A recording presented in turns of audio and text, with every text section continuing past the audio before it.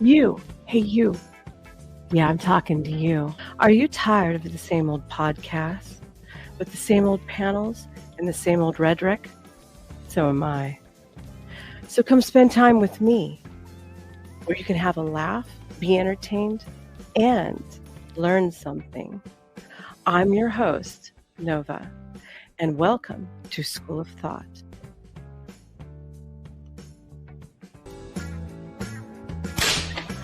Class is in session.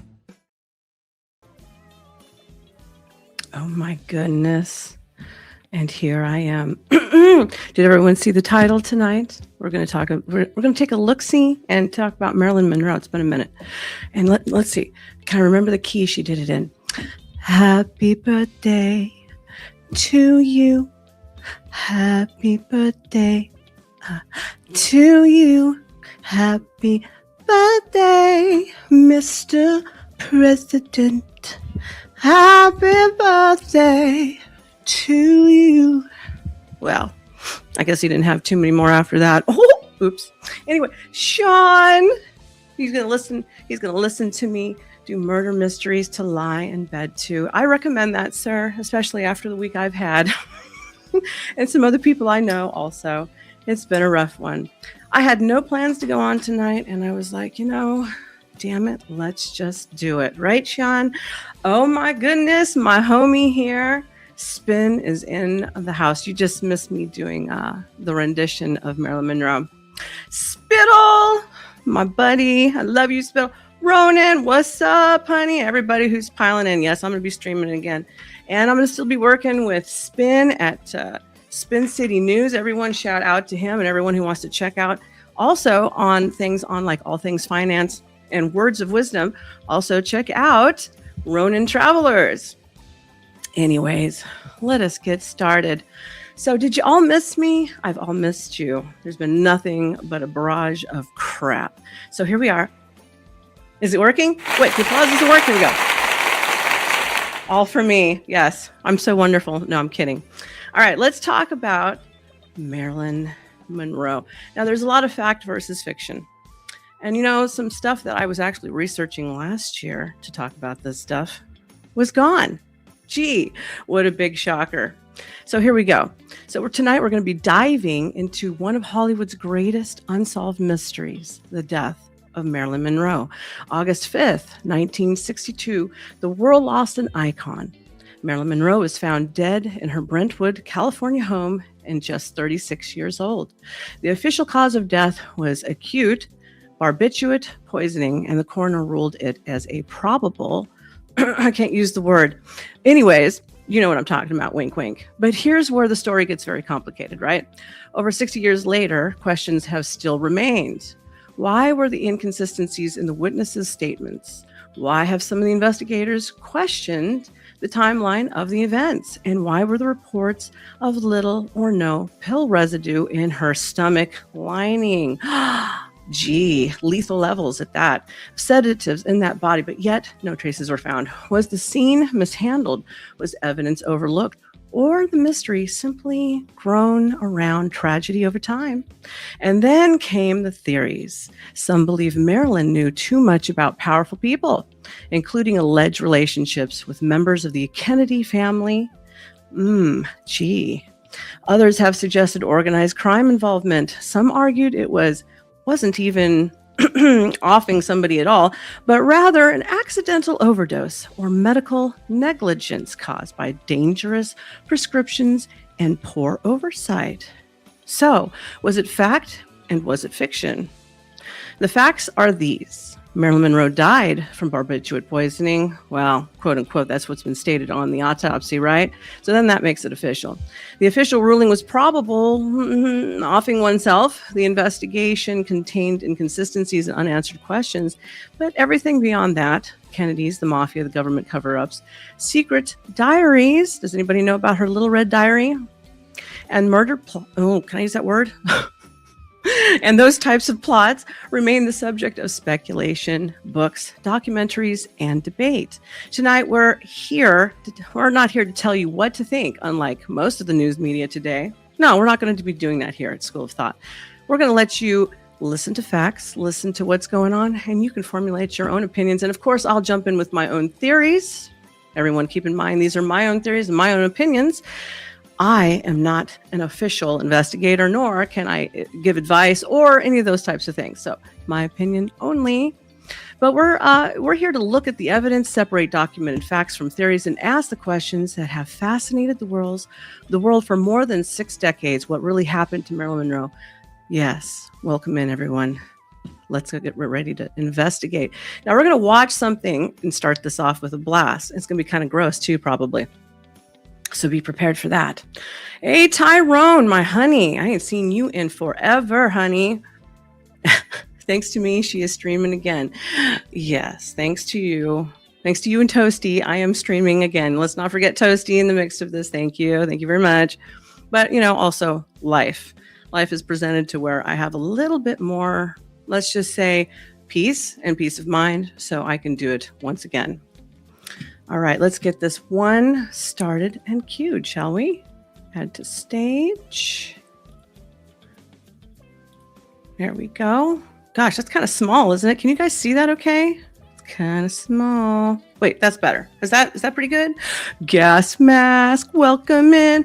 Hola, mama, he said. Hey, baby, how you doing? Everybody's here piling in at 1:23. I would never normally stream this late, but we're going to do it anyways. So is Marilyn a part of the conspiracy? Ronan, yes, I would think so, Ronan. She's got ties to all of those things that I have mentioned. And as we discuss, or should I say, look into some certain things of her past, and including those who've been associated with her, like the Kennedys, if we just look at one of the brothers, for instance, both of his wives ended up suspiciously died. Okay. They put one of their little girls, they gave, her name was Rosemary. They gave her a lobotomy and then shoved her away into an institution for well over 20 years before she died. So let's just say, I wouldn't think those are people that you really want to mess with too much, but poor Marilyn, sometimes you got to do what you have to do. And it cost her everything she had, right down to the last breath of her body. But again, these are just my opinions. Don't listen to me. All right, let's get her going on. Lauren the Mortician. I think she's kind of cool, and I think you will too. Marilyn Monroe was found dead in her bed on August 5th, 1962. She was 36, nude, face down, surrounded by empty pill bottles and mystery. The official cause? Overdose. Probable suicide. But here's the thing, Marilyn's story never fit neatly into a police report, and her death, that's where it gets really suspicious. Missing organs, no water glass by the pills, a funeral planned by her ex-husband who banned Hollywood's elite, a man buried above her, face down, on purpose, and another man buried. That's pretty gross. It's pretty gross and it's pretty creepy. Some dude buried above, face down, like he's banging you for eternity. That's what my mind goes to when I hear this. This is pretty gross, right? Now, I want you guys to know that when I first was researching this, I found this bomb-ass documentary where it had audio. And it talked about everybody, including her therapist, her psychotherapist, whatever you called him back then, who was giving her all kinds of drugs to keep her under control. And he was banging her. Everybody was banging her. She was literally the controlled whore. Okay, she was the controlled, inebriated whore. And it's no wonder she had 4 or 5 miscarriages because you feed me. Not me, but I mean, you feed a woman like, all those barbiturates and whatnot. You think you can carry a baby? Hell no, you can't. So all those times she was like miscarrying, couldn't figure it out. Well, honey, that's why, unfortunately. Beside her, who plastered her nude body on a magazine cover without permission and still managed to spend eternity by her side. So if you're thinking that sounds less like a tragic death and more like the plot of a conspiracy thriller, you're not wrong. Now, before we really dig into the autopsy, the timeline, and all the theories that spiral out from it like red lipstick down a crime scene photo, I have someone I want you to meet. I've been teasing you with her. Snorting. I hear snorting. Don't eat that. No. This is Mango. Mango! Her name was Mango. She was a show pug. Mango's got a crazy tongue. Oh my goodness. No, don't eat the mic. We talked about this. So she doesn't say much, but she's been here for the last few episodes and all of my mortuary meltdowns. And since she keeps trying to eat me or nap in front of my camera every time I'm filming something morbid, I figured it's only fair she gets her own segment. We're calling it Mango in the Morgue. You're welcome. Okay, thank you. You did great. Anyways, now it's blurry. Oh, there we go. Back to Marilyn. Oh, deep breaths. Seriousness. Today we're talking about the woman behind the myth, the tragedy behind the glamour, and the conspiracies that have refused to die for over 60 years. We'll walk through her rise to stardom, the final hours of her life, what the autopsy didn't show, and why the men around her still won't leave her alone, even in death. This is not just a celebrity deep dive. Gee, sounds like a narcissistic husband, doesn't it? This is one of the most fascinating, heartbreaking, and shady deaths in Hollywood history. So let's dig into it. Before she was Marilyn, she was Norma Jean. Norma Jean. You see how good of a job they did on her nose even back then? She had a good nose job back then. But then you see these broads who go in under the knife today and they get butchered. They did a good job. We're talking about the 30s and the 40s then. What the hell's going on, people? Is not my love. Anyways, she was born in 1926. She bounced between foster homes, group housing, and an orphanage. Her childhood was the definition of unstable. Her mother was institutionalized with paranoid schizophrenia, and her father was a mystery. He dipped out before the credits even rolled. She married young. He went out for milk and years old. Young, she was a child, but she wanted to avoid going back into the system. And while most of us were trying to pass algebra, she was out here becoming a wartime factory worker, assembling parachutes and posing for morale-boosting pinup photos. It turns out the camera loved her. She went blonde, changed her name, and signed with 20th Century Fox in 1946. Norma Jean officially became Marilyn Monroe, a name chosen by a studio executive that sounded more marketable. Because apparently Norma Jean... That was typical talent management back then. They renamed everybody. Don't act like it was a big deal. You know, when I was talking to some other lady, does anybody remember the old lady from The Wedding Singer? And she was singing in the beginning. Well, she was like, you know, I have a management group. And she was like, what's your name? And I told her my name. She's like, I don't have to change your name. I didn't do it, though. I should have done it. I didn't do it. God, I can't remember that broad's name. It's been so long. I wonder if she's still alive. Jean Mortensen wasn't sexy enough. Who knew? She was Hollywood's dream girl, the blueprint for the blonde bombshell. But underneath that image, severe stage fright, chronic insomnia. Yeah, it's called Too Many Drugs, honey. Anyways, I guess I should have, to commemorate her, I should have worn something like her outfit. But, you know, Mama ain't getting funded like that. So if y'all want to see me wearing costumes all the time, which I am down to do because I'm just that weird, then you're going to have to help me because I'm broke, okay? Insomnia, a dependency on pills to sleep, wake up, stay calm, and to perform. She wasn't just an actress. She was the image that one is of Gentlemen Hollywood, Prefer Blondes. and she used it. She formed her own production company, spoke out about abuse in the industry, and pushed back when directors tried to box her in. But the higher she rose, the harder she fell. Failed marriages, Joe DiMaggio, then Arthur Miller, miscarriages, depression. By the early 60s, she was more tabloid headline than leading late. Well, that's because by the 1960s, she was going so far sideways that it took so many, and she wasn't the only one, by the way. They did the same thing to, God, what was her name from The Wizard of Oz? Son of a bitch. I'm having a hard time right now. They did to everybody, you know. They keep them pumped full of drugs to control them, you know, and then they would turn around and give them uppers to perform and then downers to get them to go to sleep. So by then she was like barely making it to her movie sets and everything else. Let's see. Clay said, so glad NovaStar's glasses are not oversized for her face like some women. Thank you, honey. Thank you. But if everyone wants me to be able to read and see, I need them at the moment. No, I don't like whatever you call this, the contacts. God, no. Stuff going in my eyeball freaks me out. Here we go. 80. Pills, rehab. Oh my goodness, what are you barking for? Pills, rehab, scandal, repeat. And yet, she was still Marilyn. She was magic. And everyone wanted a... Hey, the story's getting good. Shh. She was magic, and everyone Stop wanted snorting a over piece there, of her, Mango. even the White House. Snort, May snort. 19th, 1962, Madison Square Garden, a birthday celebration for President. God, that was just a little bit before my birthday. Spittle says, I have to read this. I actually sing Happy Birthday like Marilyn Monroe. It's kind of funky. You know what? You have to do it for me. And if you want to hear my somewhat shitty rendition, only because I couldn't remember what key she had done it in, you can see it at the very beginning of the show. John F. Kennedy, and guess who walks out in a skin-tight, rhinestone-covered dress so tight she had to be sewn into it? That's Marilyn right. Rock on, freaking bitches. Monroe. She sings Sew me into that Happy shit. Birthday, Mr. President, in this breathy, sultry voice that basically stripped the Constitution down on live TV. The room went dead silent. Well, Jackie Kennedy. I would imagine lots of things were standing to salute.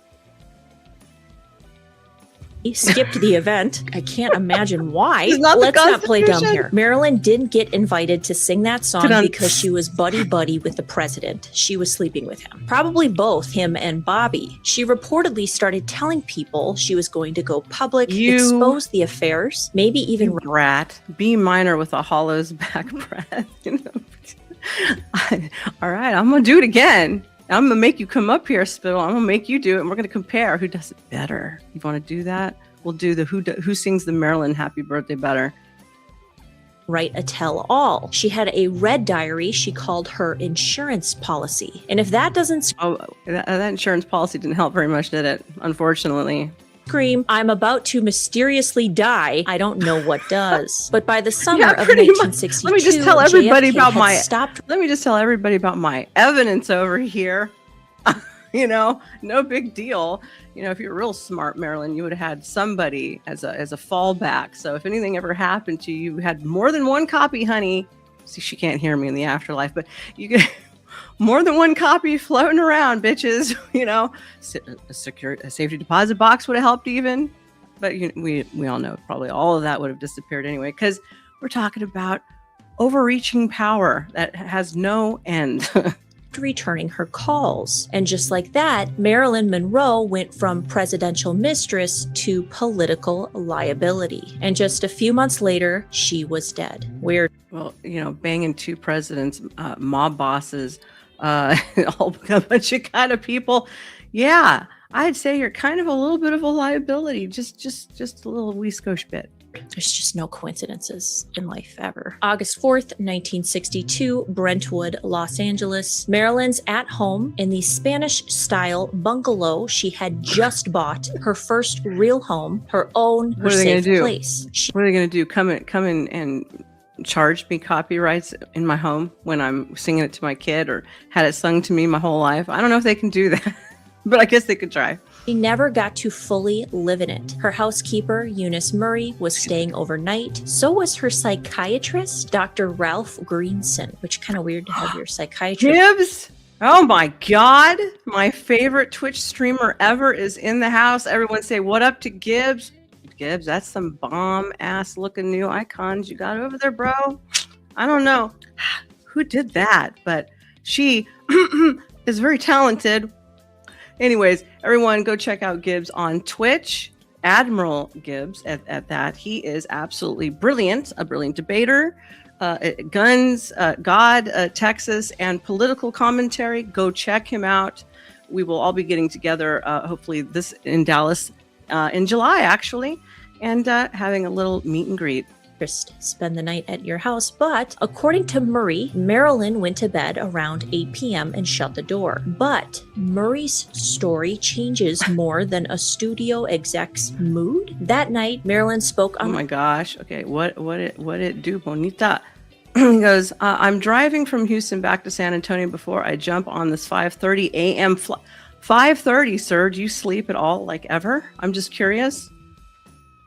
We pray and we wish you that you have a safe flight and landing, because we sure don't want anything to happen to you. Texas would miss you, and so would America. on the phone with Peter Lawford, JFK's brother-in-law. She sounded slurred and strange. She also called her stepson and publicist, sounding a little bit more upbeat. Peter Lawford later claimed he got worried and tried to check on her, but someone told him not to go. And then silence. Around 3 a.m., Murray says she saw light under Marilyn's Gibbs is a door, but powerhouse. couldn't Yes, wake he her. is. Instead of calling agree the with you, Clay. police, she called Dr. Greenson. He's a hell of a dancer too. I saw a clip. He was like flipping broads around and everything. I was like, okay, talent. We got talent. Greenson arrived, broke in through a window, and found Marilyn face down, nude, and dead, clutching a phone. He called another doctor, Dr. Engelberg. They waited nearly an hour to call the police. When authorities arrived around 4:30 a.m., they found empty pill bottles, but no water glass. Now, there's a bunch of new things that are popping up on this. Things that I wished I could be showing, but they come from much larger networks and I would get a strike like immediately and it would be taken down. Okay, so I can't do that. However, during some of these, that absent timeline, evidently the bed sheets were changed and somebody was washing them.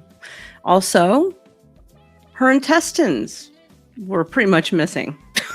Like, you know, this is not normal stuff. We have a pretty fresh death, pretty fresh body. And yet, you know, things are happening all over the place. And we're going to call that normal. But we're talking about the 1960s, right? You can really get away with that stuff. Today, forensics is quite much improved. It'll be a little bit harder. However, just ask the Clintons. People end up hanging left and right all over the place. No suicide note. The room had been cleaned. The bed looked made. Her body may have even been washed. And Murray later told the BBC she was told to keep quiet. Nothing about this looks like an overdose. It looks like a cover-up. So Marilyn Monroe is declared dead. Official cause of death, acute barbiturate poisoning, aka sleeping pills. Manner of death, probable suicide. That word, probable, has haunted this case for 60 years. The autopsy was performed by Dr. Thomas Noguchi, the so-called corner to the star. Gee, like he sounds like some of the other creeps, like to the ones like say Prince and Michael Jackson and all the good old reliable ones that you just give them a nice fee and they just will write whatever the fuck you want them to write on that coroner's report. Gee.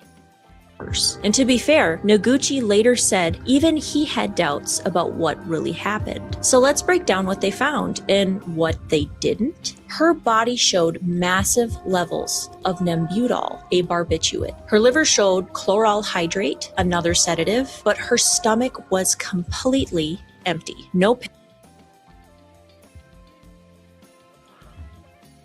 I'm kind of curious how you would make a body stomach completely empty and clean like that. Admiral, damn signals, Spotty can't wait to be out of the boonies. Yeah, don't hit anything, okay? Like, look where you're driving, honey.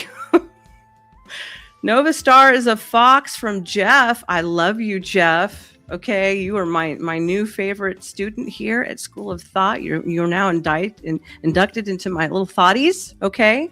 And as I keep climbing back up and getting back into the rhythm of streaming all the time, I will have memberships, and then we will have fun. You know why? Because I'm going to put out some crazy fun shit. That's what I'm going to do. That's right. Pills, no residue, nothing. And here's the thing, if Marilyn had taken that many pills orally, some of them should have still been in her stomach. There should have been undissolved capsules, or at the very least something, but there wasn't. So the theory... What about all the disgusting stuff that happens after a person passes away, unfortunately? Like, you know, sometimes they vomit, you know, sometimes things come out the other end. There's lots of things that happen, and yet this poor woman is got nothing in her stomach. She's missing other things. They were actually talking about her being raped and then possibly used one of those drugs were administered anally. So that might explain why some of the intestines and things were removed, but let's keep going. She may have been administered the drugs rectally, either by enema or suppository, which would bypass the stomach entirely and hit her bloodstream faster. There we go. Now, would Marilyn have done that to herself? Hell's to the no. Who wants to do that stuff to yourself, especially when you're already drugged up and feeling and looking stupid? You ain't gonna be sticking anything anywhere like that. Jeff now says, NovaStar is the greatest adventure. You are so right, sir. And you should tell my ex that because he's a retard, okay? Maybe, but combined with the shady timeline and cleaned up scene, it starts looking a lot less like suicide and a lot more like a medical cover-up. Half the time. Thank you, Clay. I appreciate that. He says, can't wait till you have memberships and the ability to do donos here. Yes, and in my memberships, I like to do fun stuff. I'm going to be doing skits. I'm going to pull Gibbs into doing some of these skits with me because you know why? He's got a crazy ass sense of humor just like I do. His might even be more so than mine. So we are all going to have a good time. And if you do want to do a dono and help me get to Dallas and to some of these other places, I was actually invited by Gibbs and Sarah the Raging Tomato to go hit up in Vegas, but yet the short timeline and the extra expenses couldn't do it. No bueno, unfortunately. And that's where Gibbs is headed right now. He's going to Vegas to have fun and do an event over there. They're all going to be there, but not me. I'm so sad.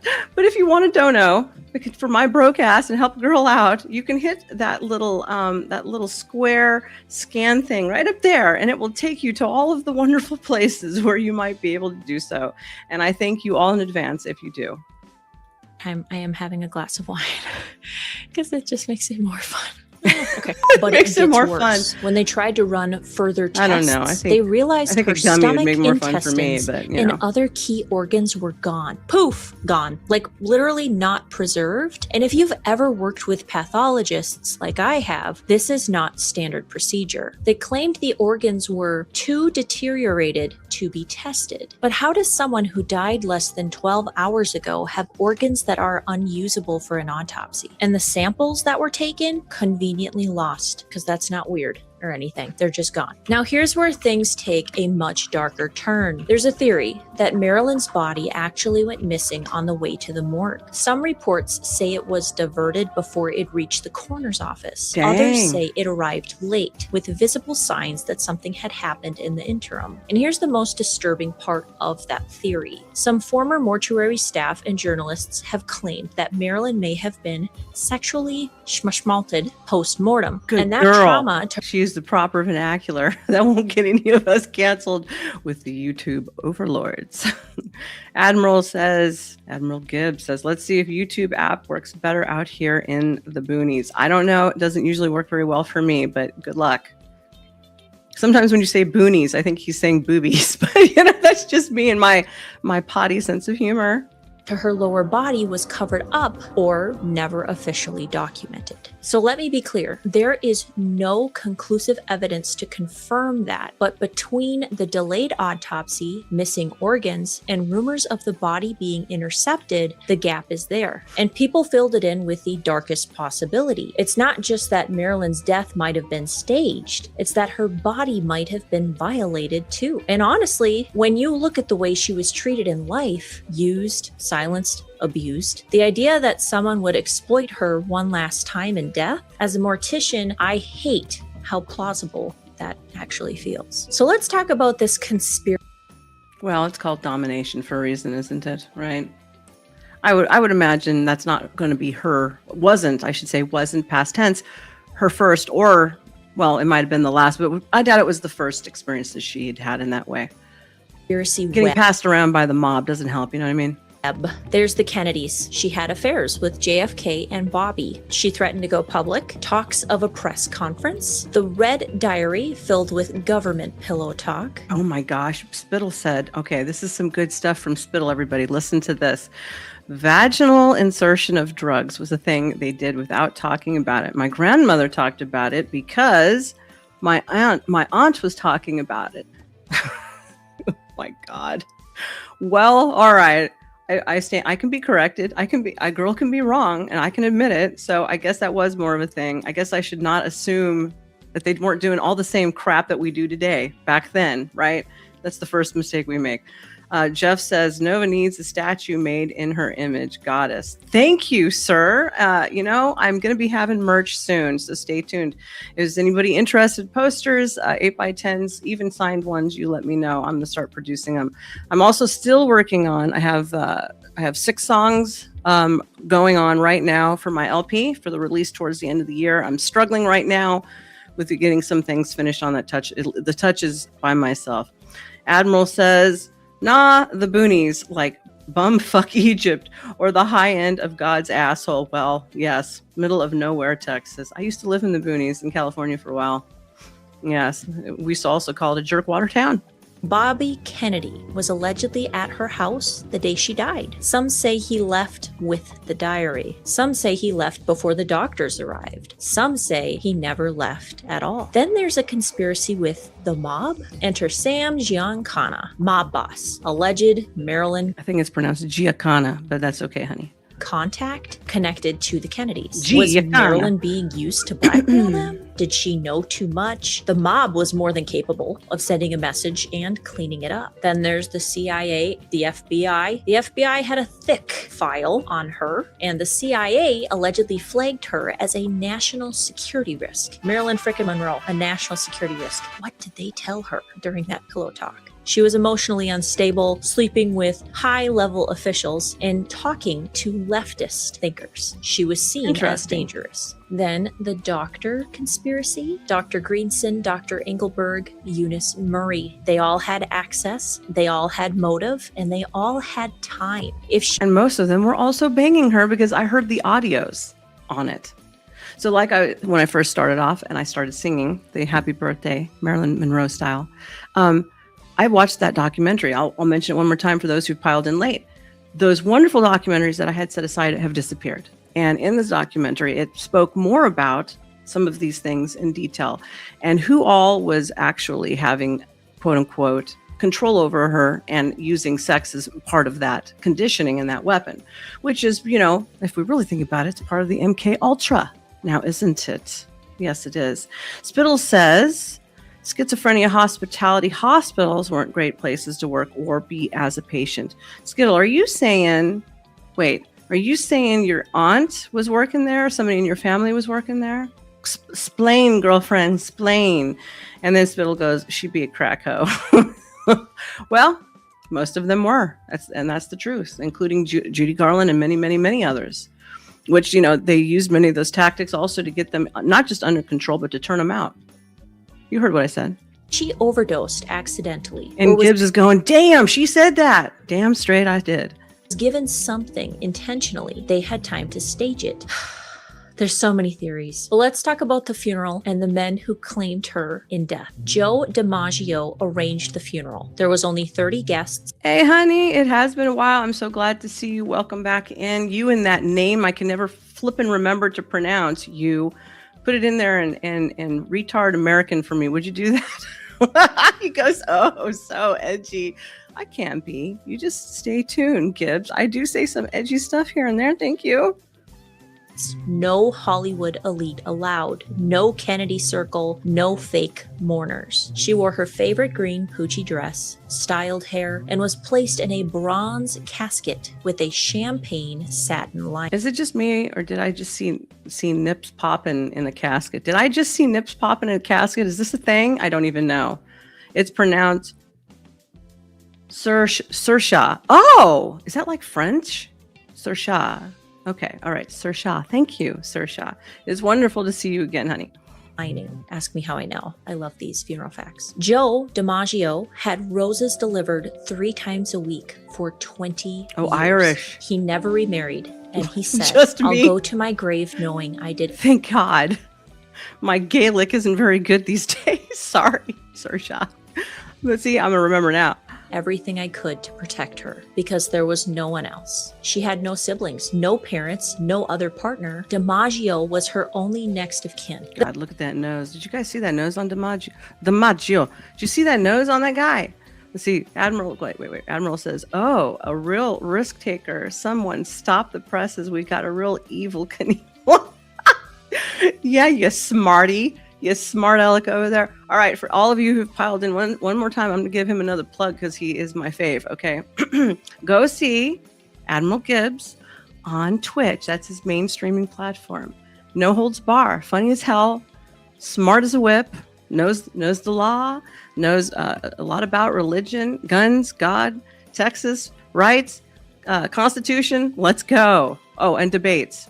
Then did you hear about the creep that got buried above her at the cemetery? Richard Poncher bought the crypt above Marilyn for $75,000 in the 1950s. That's about $750,000 today. On his deathbed, he told his wife, "Bury me face down over Marilyn," and she did it. Later, she tried to sell the spot, sell the plot, and it hit $4.6 million on eBay before the buyer backed out. That whole story just gives me the creeps. What kind of wife was like, "Yeah, honey, I'll do that for you"? Then there's the creep. Yeah, the eternal getting banged eternally. Wonderful by some creep. I hope that the wife at least made the 4.6 off the creep husband. Admiral Gibbs goes, "Yes, woo, high pipe." You know what? I'm going to film myself giving you a plug from, a great plug, okay? And then you can just play it whenever you want. I'll do something out fucking landish. How about that? No, I can't remove my top because that would be TOS violations for everybody. But what t-shirt contest? Got milk? I don't know. We'll think of something. Buried beside her, Hugh Hefner bought the crypt beside her for $75,000 in the 90s. He never... Another pimp. Mr. I've mentioned this before. I'll mention it one more time. Hearst was the first Hugh Hefner. William Randolph Hearst. The first mogul of the time frame, news media, radio, all the printed presses back then started dipping his toe, not just in politics, but was shamefully revolted, or I should say, shamefully gotten rid of in New York when he tried to campaign out there, then regressed over to San Francisco, the bastard. Anyways, he had his hands in everything back then. He had the first grotto. So Mr. Hefner wasn't the original pimp. It was actually Randolph Hearst. Never met her. He exploited her without consent. He made millions off of her first Playboy cover, and now, in death, he's next to her forever. Marilyn Monroe didn't die because she was weak. She died because she was used, over-medicated, and ultimately discarded by a system that profited off of her image but never cared about her well-being. Even in death, she couldn't escape exploitation. That's entertainment for you. They've never been interested in your best welfare. They've always used you as a commodity until the commodity is no longer marketable. Don't ever think they are your friends. They never were, they never are, nor shall they ever be in the future. You are just one of the cogs in the machine. Don't ask me how I know. On her crypt, creeps in the walls, her legacy auctioned off like merchandise. But she also couldn't be erased. She was smart. Spittle says up skirts first. No booty plug for Papa Gibbs. He says, what? Whoa, phrasing. Film, you're giving me a plug. Whoa, but you saved it at the end. I always save it at the end, honey. Always. Powerful, complicated. She wanted to be taken seriously. I don't know. Did I miss She it? wanted to be free, and she wanted to be heard. And now she is. I wish I had more answers. I asked Spittle if her aunt worked at one of those insane asylums, basically, and she said, my aunt, patient at one. What? My aunt and patient at one point. Grandma worked for one at a different. Oh, I see. Ooh. I bet you they had some stories. You got any stories? If you do, come and tell me, or you can come up and talk about them. For you about this whole Marilyn Monroe, and I wish that they would exhume her body and do a secondary autopsy. I looked up the coroner who actually did her autopsy and found out he's still alive. He did a lot of famous autopsies, and I think I might make a whole separate video just for that because it's very interesting. Yeah, you should make a second video for that. Sean Whelan says, Hugh Hefner didn't even shoot the photos of Marilyn. He bought them on the secondhand market and published them. I did know that. I just didn't think about saying that at the moment. And he is right. They were on the market. There was lots of photos of her taken, actually. And I do believe after her death, some of those were also released. But we'll find that out again later.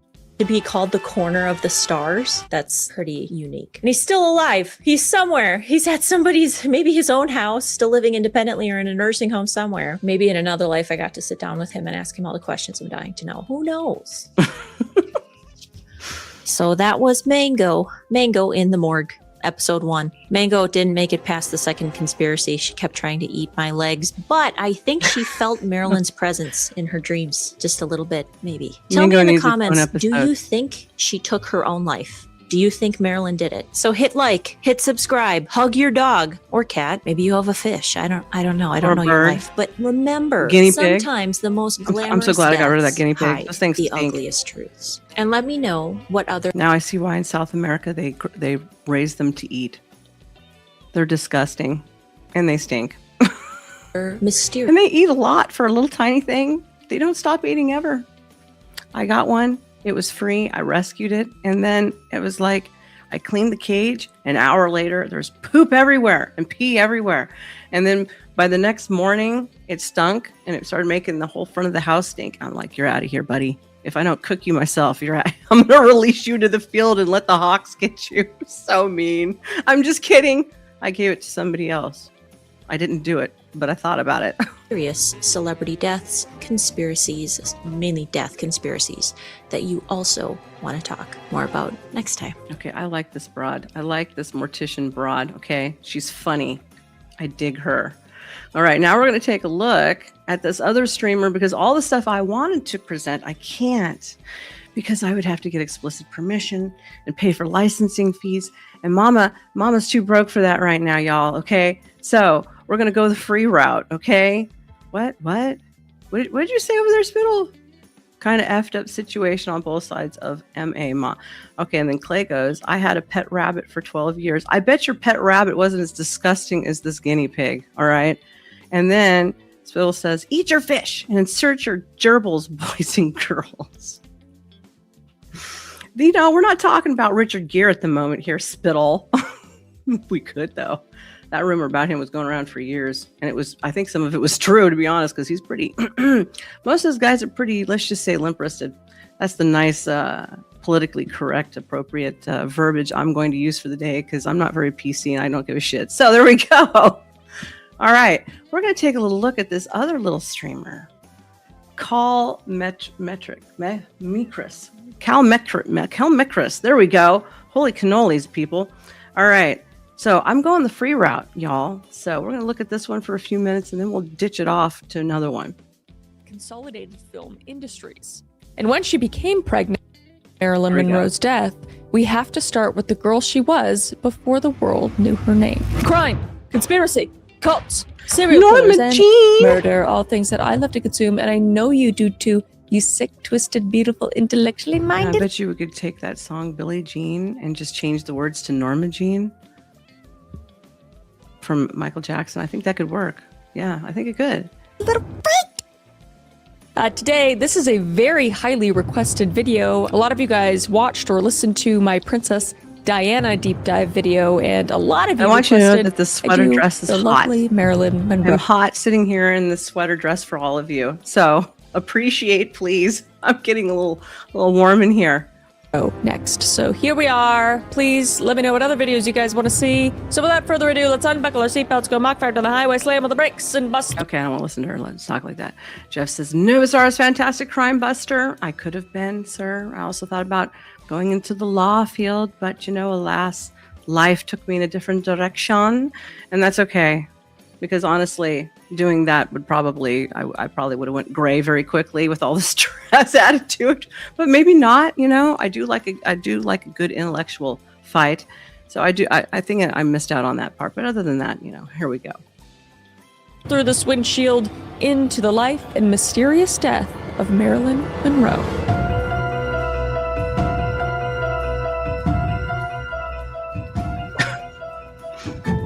That's pretty funny.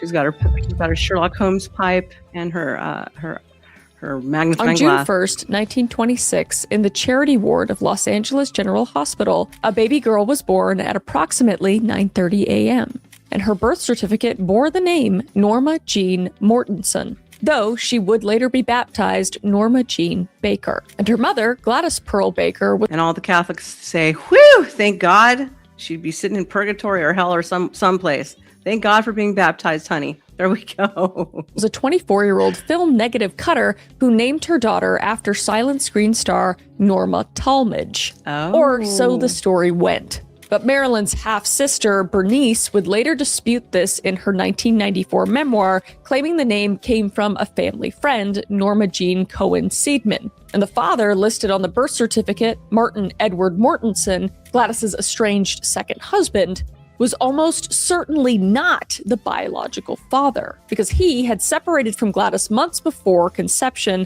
and would later insist he never consummated the marriage. And the true father, as DNA evidence confirmed in 2022, was Charles Stanley Gifford, Gladys's supervisor at Consolidated Film Industries. And damn. Well, thank God for paternity tests. She was a bad girl. She became pregnant, he wanted nothing to do with her or the child. And at 18, Norma Jean finally tracked down his telephone number, and his response was devastating, saying, quote, "I'm married, I have a family, I don't have anything to say to you. See my attorney," unquote. That's actually what I was thinking, is he was probably already married and he probably already had a family.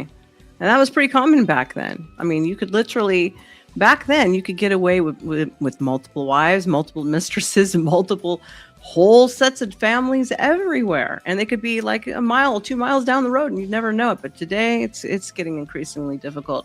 Since the 1980s, it's getting a little harder. So good luck if you want to try that today. Which is just so incredibly heartbreaking, like to track down your father and for him to just tell you to contact lawyers, and he doesn't want to deal with you like you're a speck of dust. That's just annoying to him. It's just horrible. Not a great way. Well, I guess that's not as bad as hearing you got the tits, you got the face, you got the ass, and I'm going to take you back to Florida, get you married off to some Cuban man, get back into the ropes of cocaine dealing. Thanks, Daddy. No, was that a personal story? I'm sorry, I digress. Way to start out life. And she would even try twice more to meet him, traveling to his dairy farm in Hemet, California in 1950 and again in 1961. And there could be more meetups, but we don't know for sure. But both those times, he refused to see her. And if all that wasn't enough already, mental illness also saturated Gladys's bloodline. And her father, Otis Monroe, had died in an asylum from syphilis, and her mother, Della, suffered from what would today likely be diagnosed as bipolar disorder. And Okay. To be fair, they didn't have antibiotics, to treat syphilis back then. They actually used mercury and would and apply it intravenously through the the peen, by the way, for the men. And after syphilis would set for a while, it goes to the brain, and it'd be almost like rabies, So that's the reason why they ended up that way. Ask me how I know, because my old man who raised me from 1928, he knew all about that because it was happening back then. There were no antibiotics to take care of it back then. So thank God for modern medicine, everyone. The great-grandfather had also died severely mentally ill. So 12 days after giving birth, Gladys placed Norma Jean with Albert Wayne and Ida Bolander, a deeply religious evangelical couple in Hawthorne, California, who took in foster children for $5 a week. And Norma Jean would spend... I lived off of Hawthorne for a while. 7 years calling them Aunt Ida and Uncle Wayne, believing for much of the time that they were her actual family. And when the child instinctively called Ida Mama, the woman corrected her sharply, saying, "Don't call me mother. I'm not your mother." Let's calm down a little bit. It's a fucking child, all right? But oddly enough, That's even though she had that Everyone reaction, the Bolanders did want to adopt her, but Gladys refused. And what Norma Jean didn't know was that she had siblings as well. And Gladys's first marriage to Jasper Newton Baker had produced 2 children, Robert Kermit Jackie Baker and Bernice. And when that marriage collapsed in 1923, Jasper basically kidnapped both children and fled to Kentucky. And Jackie died in August of 1933 at 15 from kidney disease, shattering Gladys's fragile equilibrium. And Norma Jean and Bernice finally met in autumn of 1944 and formed a genuine bond. So in the summer of 1933, Gladys purchased a small white bungalow at 6812 Arbel Drive in Hollywood. And she took in lodgers, a British couple named George and Maud Atkinson, both actors, to help with the mortgage. And for a few months... Okay, all right. This is probably exceptionally inappropriate, so we're going to totally read this one first. Kathy says, I know who murdered JFK. It was Marilyn Monroe. She wrote it in her diary. Last night, I blew John's brains out. A written confession. Double entendre comedy right there. We appreciate that here at School of Thought. Spittle says schizophrenia actually was caused by STD in older days. Yes, that is true. So it's kind of hard to say if it was really a mental illness that tracked in families or if they were just picking up STDs. And then Clay says, this is interesting. Thank you. I do try to provide interesting stuff. I've been advised not to be having doctors that I know on, but I'm still going to do it anyway. We're going to be going down that rabbit hole with them. Innovative anti-aging specialists. So stay tuned for that. I know I talked about it in the past, but I've had other personal issues pop up, hence why I have not been around. Lots of personal issues that took precedence, unfortunately. And we'll be also talking about more fitness stuff and then more conspiracy theories and better yet, dun dun dun, the occult. Mother and daughter lived together, but it would last less than a year. And in January of 1934, Gladys suffered a complete mental breakdown and would be diagnosed with paranoid schizophrenia and committed to Norwalk State Hospital. Oh, and she would spend the rest of her life. Norwalk. Don't ask me. Anyways, cycling in and out of psychiatric institutions, eventually I remember outliving seeing her one of famous those daughter by more than Norwalk, 2 decades okay. before dying in 1984. But over the next several years, Norma Jean lived in approximately 12 different foster homes. So on September 13th, 1935, 9-year-old Norma Jean became ward number 3,463 at the Los Angeles Orphans Home Society at 815 North El Centro Avenue in Hollywood, better known as Holly Grove. And she remained until June 12th, 1937. And from the dormitory windows, the children could see the RKO Studios water tower. Quote, I used to think there must be thousands of girls sitting alone like me, dreaming of becoming a movie star. But I'm not going to worry about them. I'm dreaming the hardest, unquote. She would later say, reflecting on those moments where she was staring at the water tower. And the Atkinsons took her first for roughly 16 months. And something happened in the house she would never fully articulate. And she developed a severe stutter and became... Oh, I would assume that was called molestation of some type. That's usually what happens when children start doing that, unfortunately. Uncle Guns, my God, where have you been, sir? You've been severely missed. Let me speed this up just a click, too, because we've got some other stuff. So I don't want to spend all day. She's kind of slow a little bit.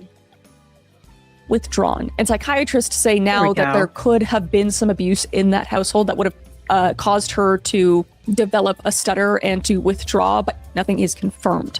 But in another home, it would be confirmed that a boarder did abuse Norma Jean. And when she reported it, her foster mom slapped her face, saying, I don't believe you. Don't you dare say such things about that nice man, unquote. So just, I mean, she had an incredibly, incredibly rough childhood. And Grace McKee, Gladys's best friend, became Norma Jean's... Woo, look at the nose on that lady.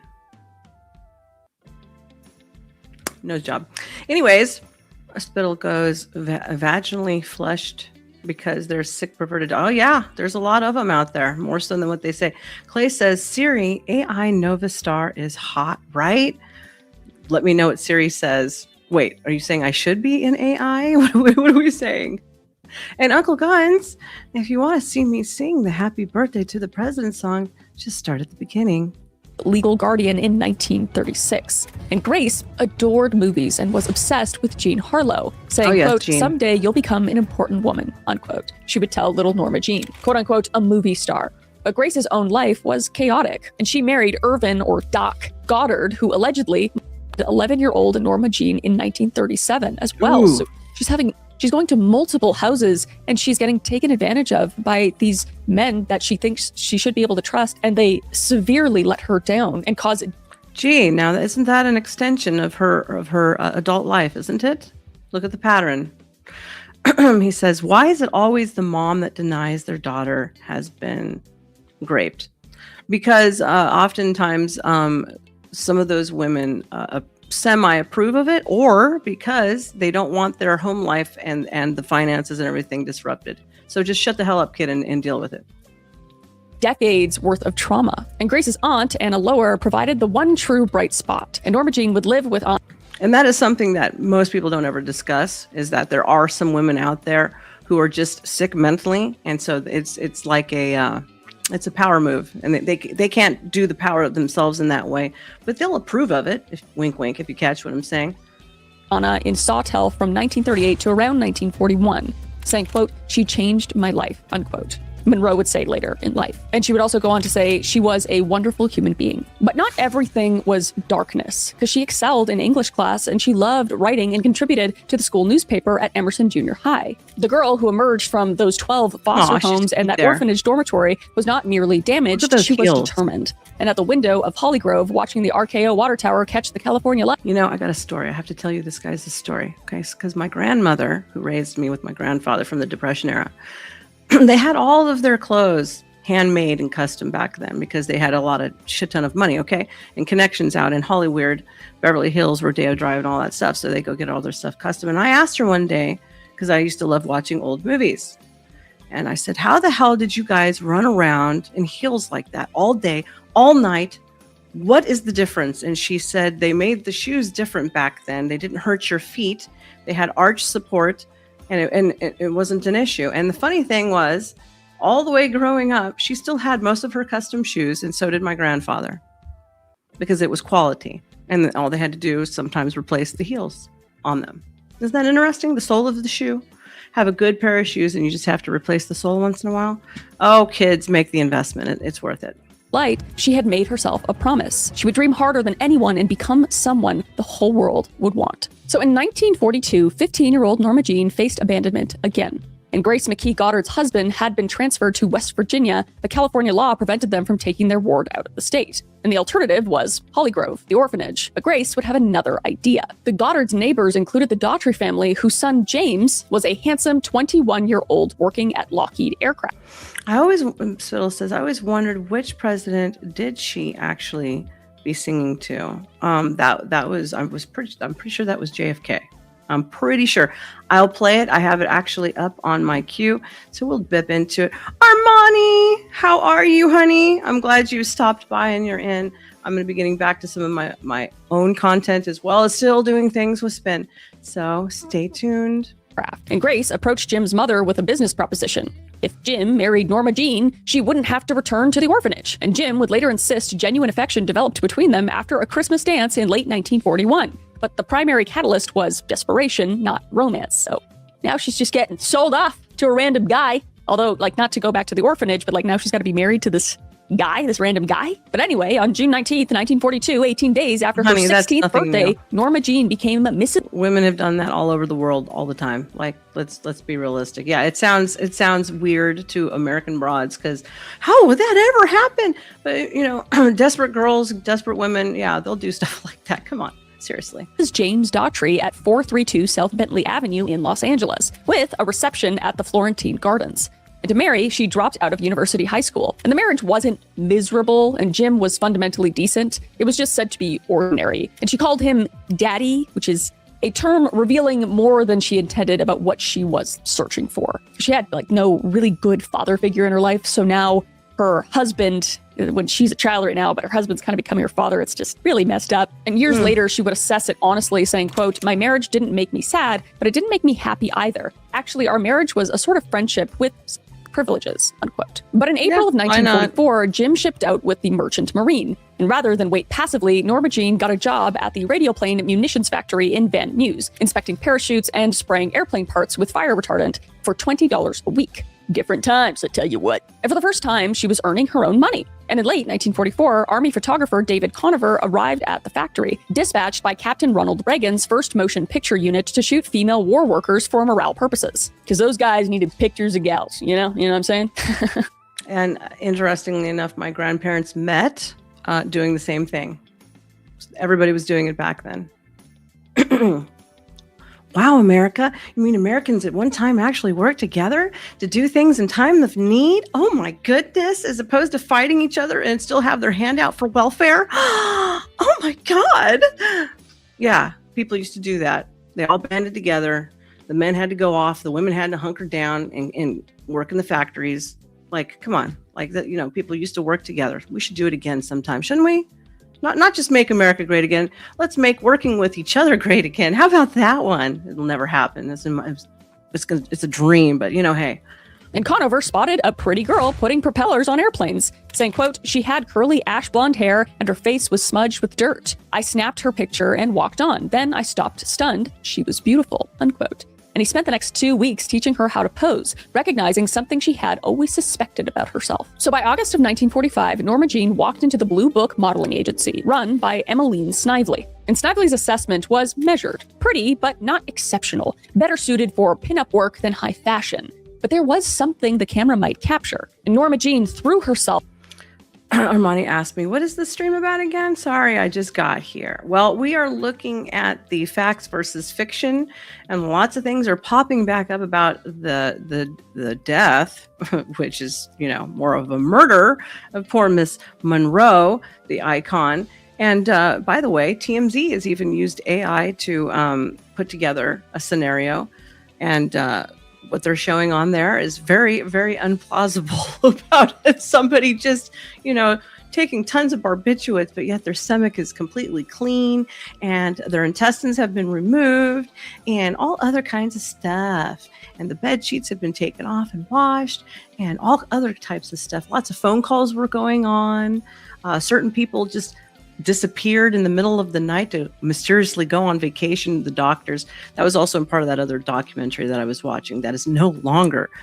Can you find it? Into the work with surprising intensity. And by early 1946, she appeared on approximately 33 magazine covers. And Snively saw unrealized potential, saying, quote, "You've just got to bleach and straighten your hair, because now your face is a little too round and a hair job will lengthen it," unquote. Different time. I mean, not really. Even modeling agencies today, I feel like they're even more brutal. So maybe it's actually pretty light. But in February 1946, photographer Raphael Wolf paid for the transformation because he needed a blonde for a shampoo ad. And at Frank and Joseph's beauty salon, her brown curls were chemically straightened and lightened. And even her widow's peak was removed through electrolysis. But her blonde hair would become perhaps the most... Imagine electrolysis back in the 30s and the 40s. You know who also had electrolysis? Rita Hayworth, that bombshell. She was half Cuban and her hair was dyed red. And she also had a nose job, a nice nose job, unlike these broads today. They get horrible botched jobs. And she also had her hairline done because she had a much deeper hairline and a short forehead. So, electrolysis, which is now called laser hair removal today.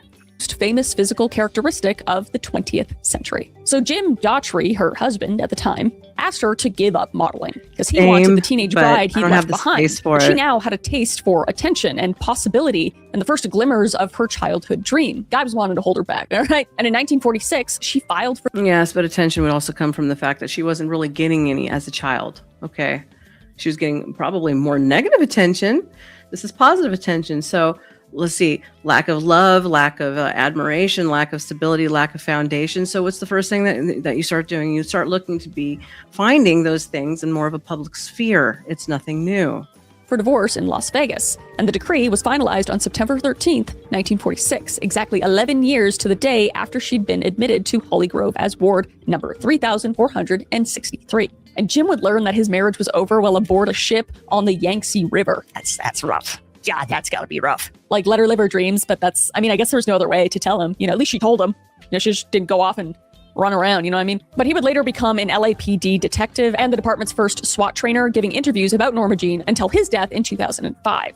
But by the end of 1946, Norma Jean was 20 years old, newly divorced, and standing at a crossroads. His magazine covers paid the bills, but magazines weren't movies. And the RKO water tower she'd stared at through the Holly Grove window was no longer just a symbol.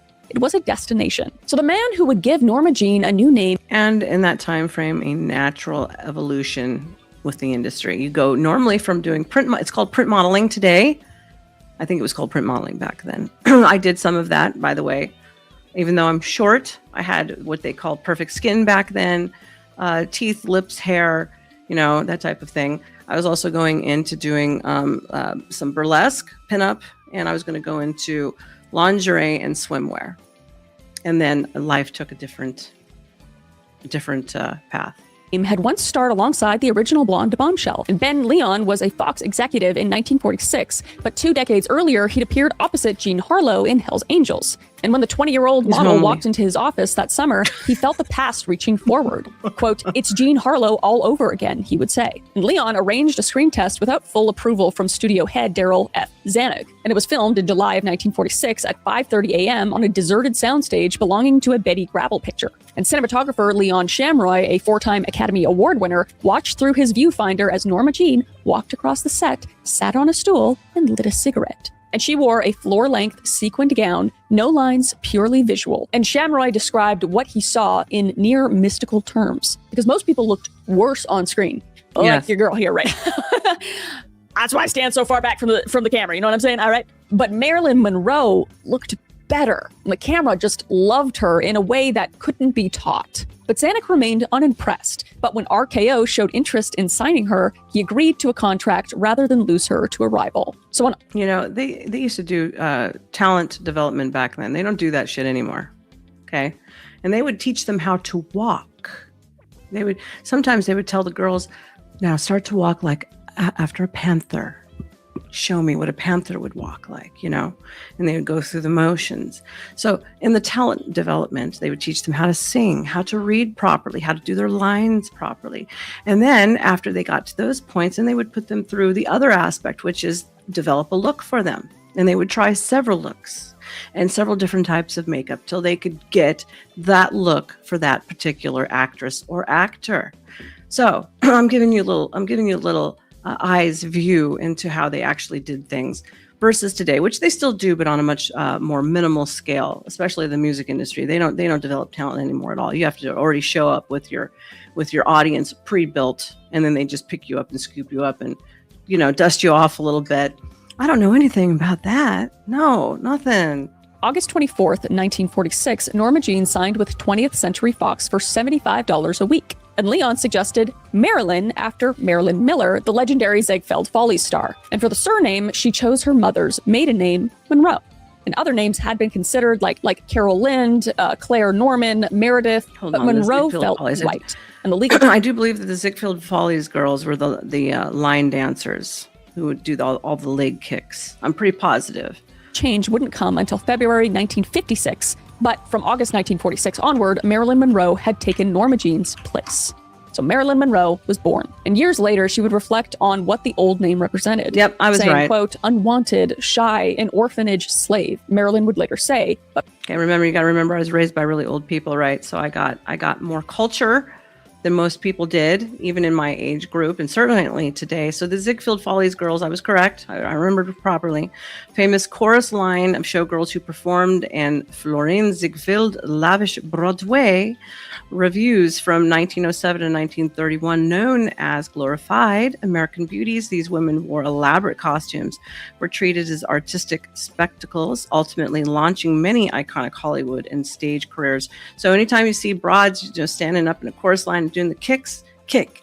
I've done all that stuff. That's where that came from. But Marilyn Monroe would be wanted by everyone. So the first 6 months at Fox were spent in classes, acting, singing, dancing, and she also enrolled at the Actors Laboratory Theater, a school with progressive political leanings that would later cause problems during the Red Scare. And their assessment was discouraging, which was too shy and too insecure. So when her contract came up for renewal in August of 1947, Fox declined to extend it. But Columbia Pictures signed her in 1948, hoping to create another Rita Hayworth. And she began working with drama coach Natasha. Who did I mention earlier about getting electrolysis, aka today laser hair removal? Oh, and a nose job. Oh, and Rita Hayworth had all these women have a similar look. So Monroe, Hayworth, and God, what was the other lady's name? I can't remember her name. She was a little Jewish lady. Son of a gun. I can't remember. If I remember, I'll tell you later. Lattès, a Berlin-born teacher who would become one of the most important and controversial figures in her personal life. And Columbia gave her one film, Ladies of the Chorus, a low-budget musical. And it was her first starring role. She could sing, she could move, and she had presence. But none of it was enough. And in September of 1948, Columbia dropped her too. and 2 studios had now decided Marilyn Monroe wasn't worth keeping. But what saved her career was a man who fell hopelessly in love with her, Johnny Hyde. What saved her career was, I'm sure, using her body to the best advantages that she could get, which is with these men. Unfortunately for Marilyn, I'm sorry, honey, but the casting couch has always been a thing and always will be a real thing. And I never did like the casting couch. So, hi, how you doing? Hyde. Now, Johnny Hyde was a vice president at the William Morris Agency who had helped build the careers of Rita Hayworth and Lana Turner. And he was 53, married, and suffering from a serious heart condition. And when he met Marilyn in 1949, he had a heart attack after he met her, and never mind. Around 2 years to live. But She Hyde gave him became one. convinced she was destined for stardom and set about making it happen. And he paid for acting classes, clothing, cosmetic dental work, and he secured auditions impossible for an unsigned actress. And he begged her to marry him. I feel really bad for his wife. Promising his What they call crowns today, they used to call caps back then. So they gave him caps too. Crowns, there we go. fortune. But Marilyn refused, and she wouldn't marry a man she wasn't in love with, not even for security. But the orphan who had married at 16 Not to escape past the first institutionalization had grown into a woman with principles. And in 1950, Hyde delivered the 2 auditions that changed everything. So The Asphalt Jungle, directed by John Huston, gave Marilyn perhaps 5 minutes of screen time as the young mistress of a corrupt lawyer. And Huston had resisted casting her initially, suspecting Hyde was pushing his girlfriend. But when she auditioned, the nervous young woman disappeared, saying, quote, Marilyn didn't get the part because of Johnny, unquote. Huston said later, quote, she got it because she was damned good, unquote. And critics singled out the unknown blonde as a revelation. And All About Eve truly announced her arrival. And Joseph Mankiewicz's masterpiece starred Bette Davis, Ann Baxter, George Sanders, and Celeste Holm. And Oh my gosh, lady, it's Betty, honey, it's Bette Davis, but okay. Marilyn played Miss Claudia Coswell, a graduate. You know, she didn't like wearing bras. Bette Davis, fantastic actress, not the most attractive woman in my opinion, but fantastic actress. She did not like wearing bras. And so all of the costume designers used to have to pre-built into all of the costumes because she refused to wear them. Of the Copacabana School of Dramatic Art. And it was a small role, but she played the dumb blonde with such precision that audiences couldn't tell if she was in on the joke. And that ambiguity suggested depth beneath the surface. So watching her hold her own among titans, Zanuck finally understood what Lyon had seen 4 years earlier. And Fox offered a new contract, but this time they meant to keep her. So the early 1950s became a blur of increasingly prominent roles, with Don't Bother to Knock in 1952, which gave her a rare dramatic lead as a disturbed babysitter, and then came 1953, the year that transformed her from promising newcomer to a phenomenon. And Niagara cast her as a femme fatale plotting her husband's murder, and it was the first time her name appeared above the title. Wait a minute, and wait a minute. Wait a minute. We're forgetting Some Like It Hot. Did we forget Some Like It Hot with Tony Curtis, which is Jamie Lee Curtis's dad? Because that was in black and white, and that predated Niagara Falls by at least I want to say 10 years or 7 years, somewhere in that neighborhood. Let me look while she talks. Favorites. Paired her with Jane Russell, the centerpiece, Marilyn descending a staircase in a pink gown singing Diamonds Are a Girl's Best Friend. Oh, I love that movie. If you haven't seen it, you gotta go watch it, all right? And it became one of the most iconic sequences in cinema history. And How to Marry a Millionaire teamed her with Betty Grable and Lauren Bacall. So 3 massive hits in a single year. So the orphan from Holly Grove had become the biggest movie star in the world. So Natasha Lytis remained her primary drama coach, present on nearly every set. And directors despised her constant presence, but Marilyn refused to work without her. And in 1955, that dependence shifted to Lee and Paula Strasberg. And Lee ran the Actors Studio in New York, the temple of method acting where Brando and Dean had trained. And for those of you who don't know, the method demanded excavation of personal trauma in service of character. And for Marilyn, who had more trauma than most, it was both liberating and dangerous. And the Strasbergs would remain central to her life until her death.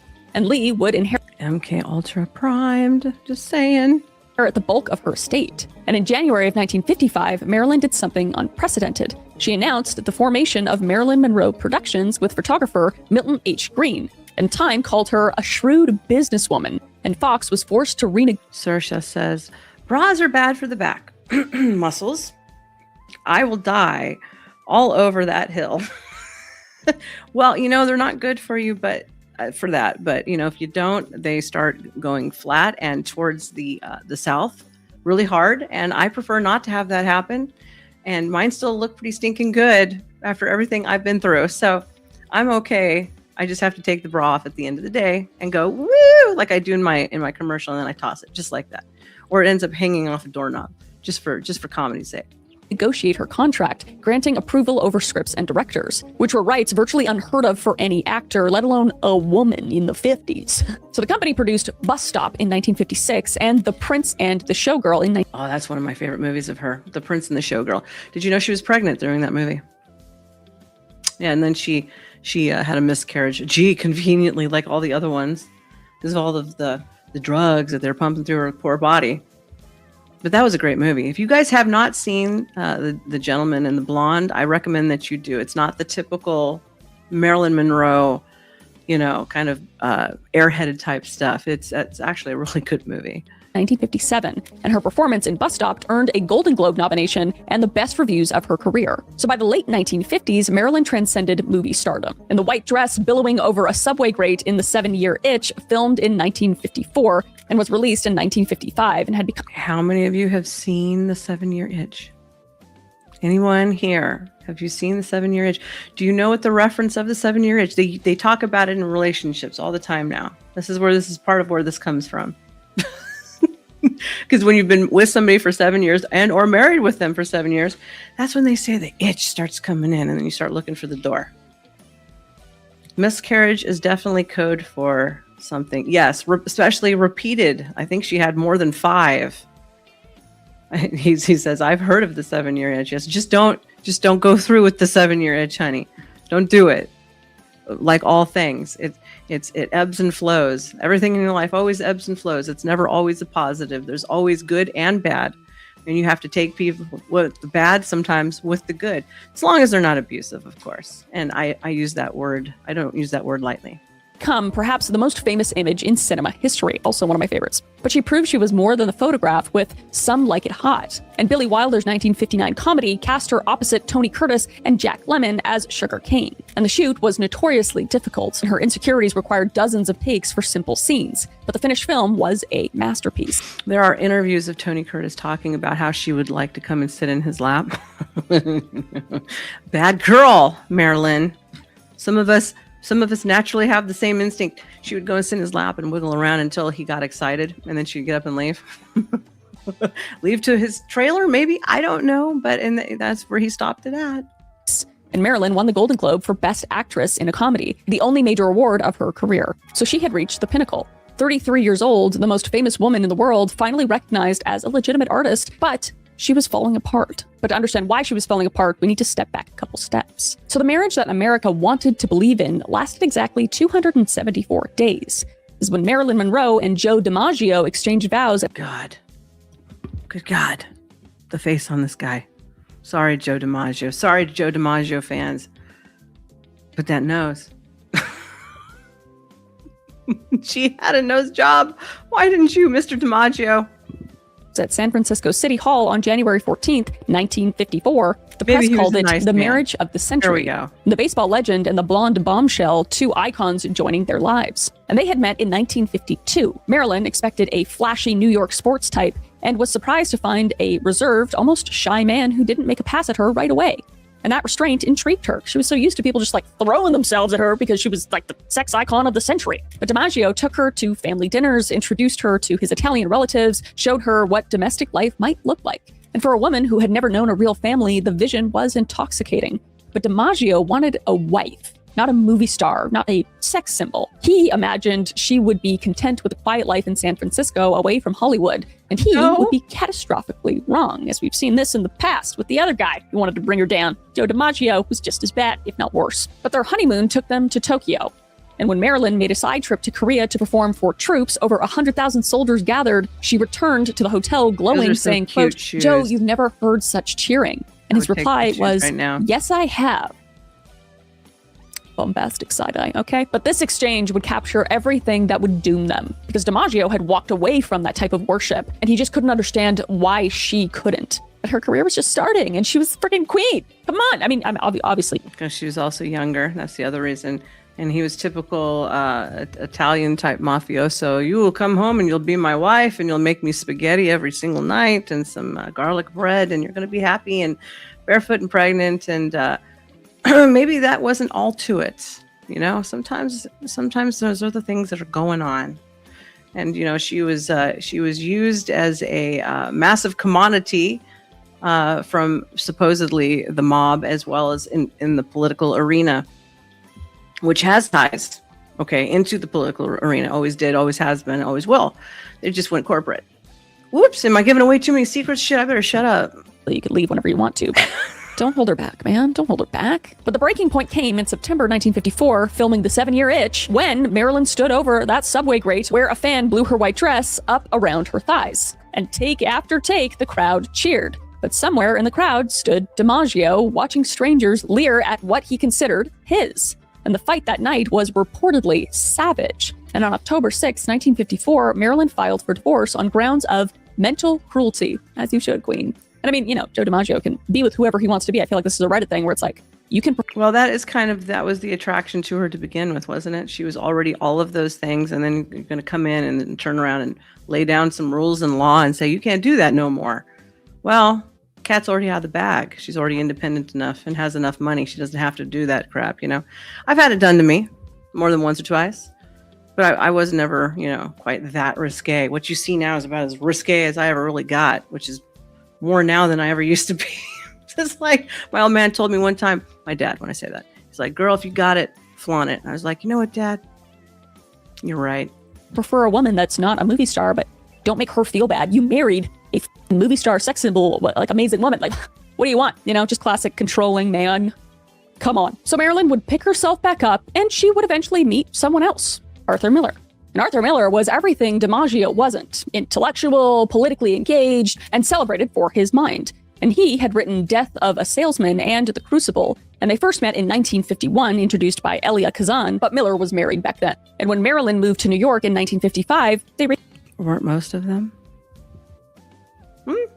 connected. And for her, Miller represented validation, one of America's great literary minds seeing past the image to the woman beneath. And when Variety announced their relationship with Egghead Wed's Hourglass, it's an odd title, but okay, the crude headline captured how the world saw them. And they married twice in June 1956, a civil ceremony on the 29th and a Jewish ceremony 2 days later. And Marilyn had converted to Judaism without pressure from Miller, keeping a mezuzah on her door and a menorah that played Hatikva. And I'm trying to figure out if he looks better than DiMaggio. I'm so bad. I'm like, is that man better looking? I don't... I mean, maybe a little bit. Maybe a wee skosh bit, slightly better looking. Has more of a masculine jawline, you know, but both of them are not lookers. Yeah, come for me, all you DiMaggio fans.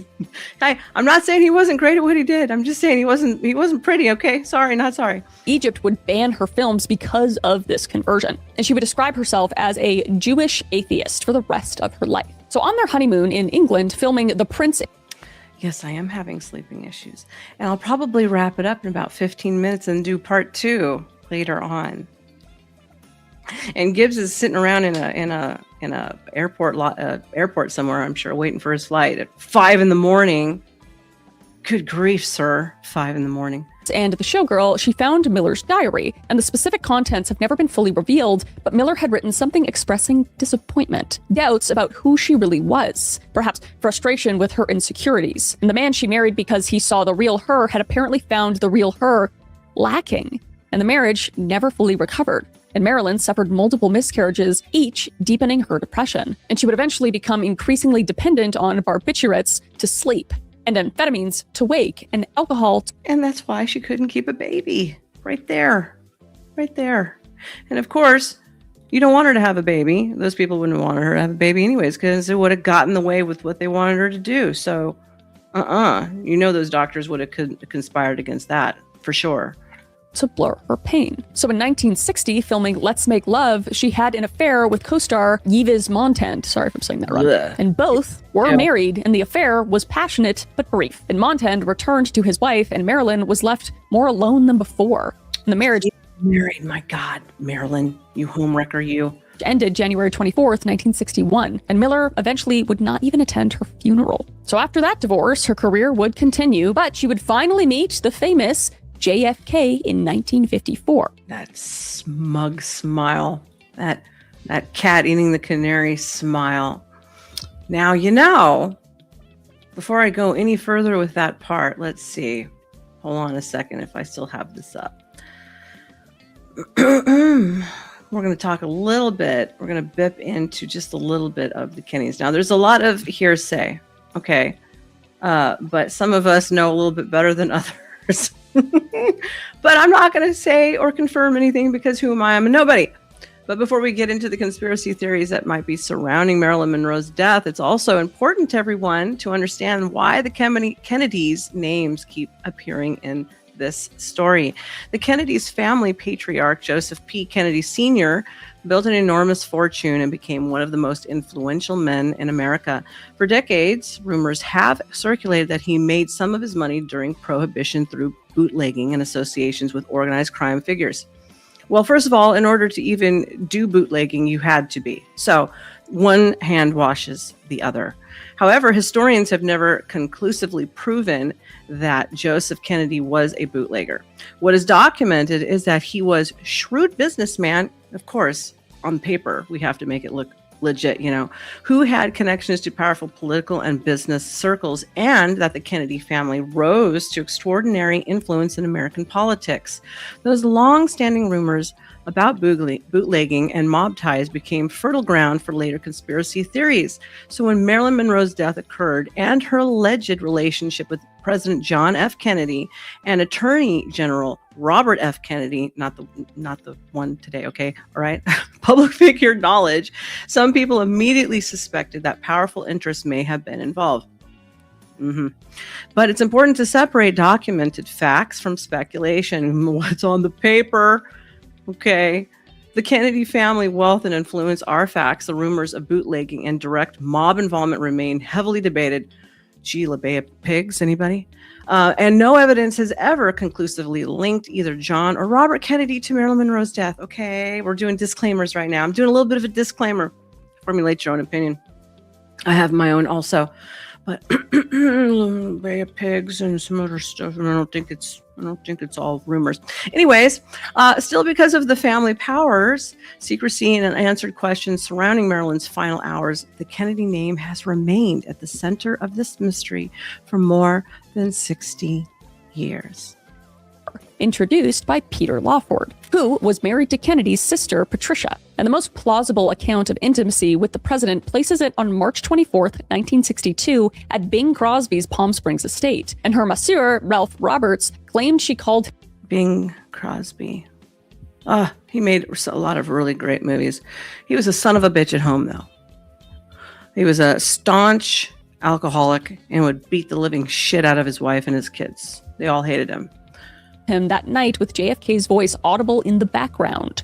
And Roberts said Marilyn told him this was their only encounter, a single night, not an ongoing affair. But the night that cemented her Kennedy connection in public imagination came on May 19th, 1962 at Madison Square Garden, celebrating JFK's 45th birthday. Okay, so Spittle, it was for JFK's 45th birthday. But like you said that she was not actually staring at him doing that. She was also, if you watch the footage, she was loaded to the gills. She could barely stand. And the dress that she was in, I stated earlier, she was sewn into it and she could barely walk. Her 2 feet were going ding, ding, ding, ding, ding as she was trying to get down the stage.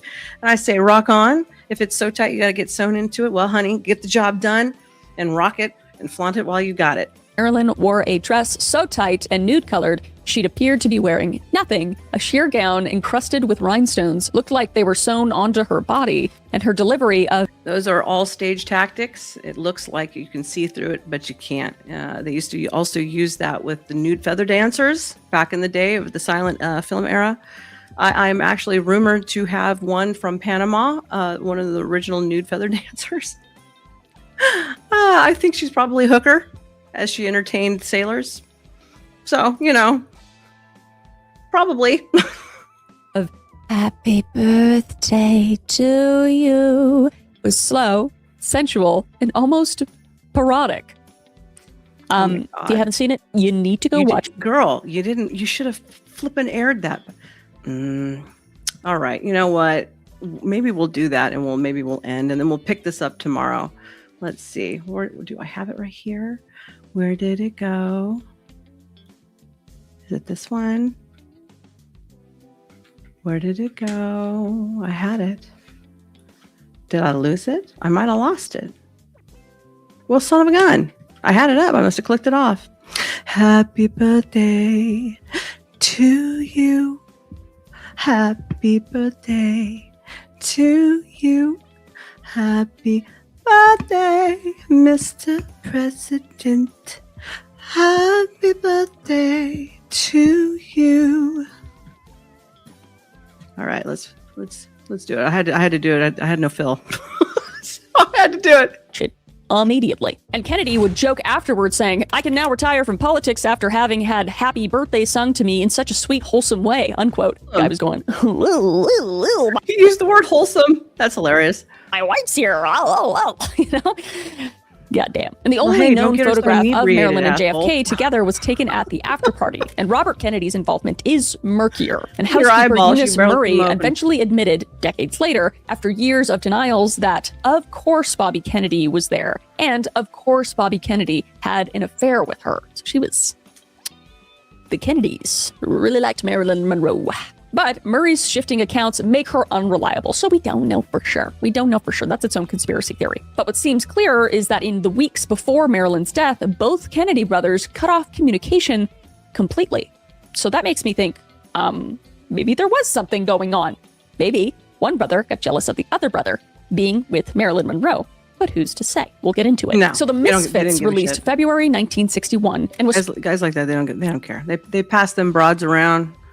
It's like, well, I can't use that individual. I started to say a name in the space, and I just edited my edit, toss away. We're not going to go there. But you bring out the show pony, you let her out for a minute, you pass her around the boys, and then you put her away, and then you lock the key, and then you toss it away eventually. All right, and I'm going to leave it there. Supposed to be her triumphant, dramatic showcase. And screenplay by Arthur Miller, cast including Clark Gable, Montgomery Clift, and Eli Wallach, directed by John Huston. But the shoot was a disaster, and Marilyn was barely functional, hospitalized mid-production. And Miller watched his marriage disintegrate while rewriting scenes to accommodate her incapacity. And Gable would push through despite a heart condition, and he would actually die of a heart attack days after filming Wrapped. And his widow would blame Marilyn's chronic lateness. And the finished film is haunted by mortality. And it would be the last completed film for both Monroe Maybe blame all the and speed and the booze that they did back then. Stop looking to scapegoat to some stupid broad who just didn't show up in time. You know, like seriously, if he probably would have bit the dust like not much further after that anyways, despite her. Gotta Give in 1962 embodied everything wrong with her final years. Cast opposite Dean Martin, she missed a day after day, often incapable of performing when she did appear. And on May 19th, she left the set to sing Happy Birthday to the President. Spittle goes, Jackie K deleted Marilyn. Maybe. I think it was more a collaboration of the boys, myself, Spittle. And on June 8th, Fox fired her Her for purpose was served and no longer needed. spectacular absenteeism. So the biggest star of the 1950s was dismissed like a temperamental nobody. But remarkably, she won. And by late June, Fox hired her with a substantial raise. And filming would resume in October, but she would never make another film. So in February 1962, Marilyn purchased the first home she ever owned, 12305 Fifth Helena Drive in Brentwood, a Spanish-style property for around $75,000 US. I wonder how close that was to OJ's house. Whoops. And she decorated it sparsely, never really finishing. A tile at the entrance bore a Latin inscription, Cursum Proficio. I am finishing my journey. And the phrase has haunted biographers since. And she would live there 6 months before she died. So her primary psychiatrist, Dr. Ralph Greenson, began treating her in January of 1960. Well, he looks like a nice guy, doesn't he? He doesn't look like a shady, shisty guy whatsoever.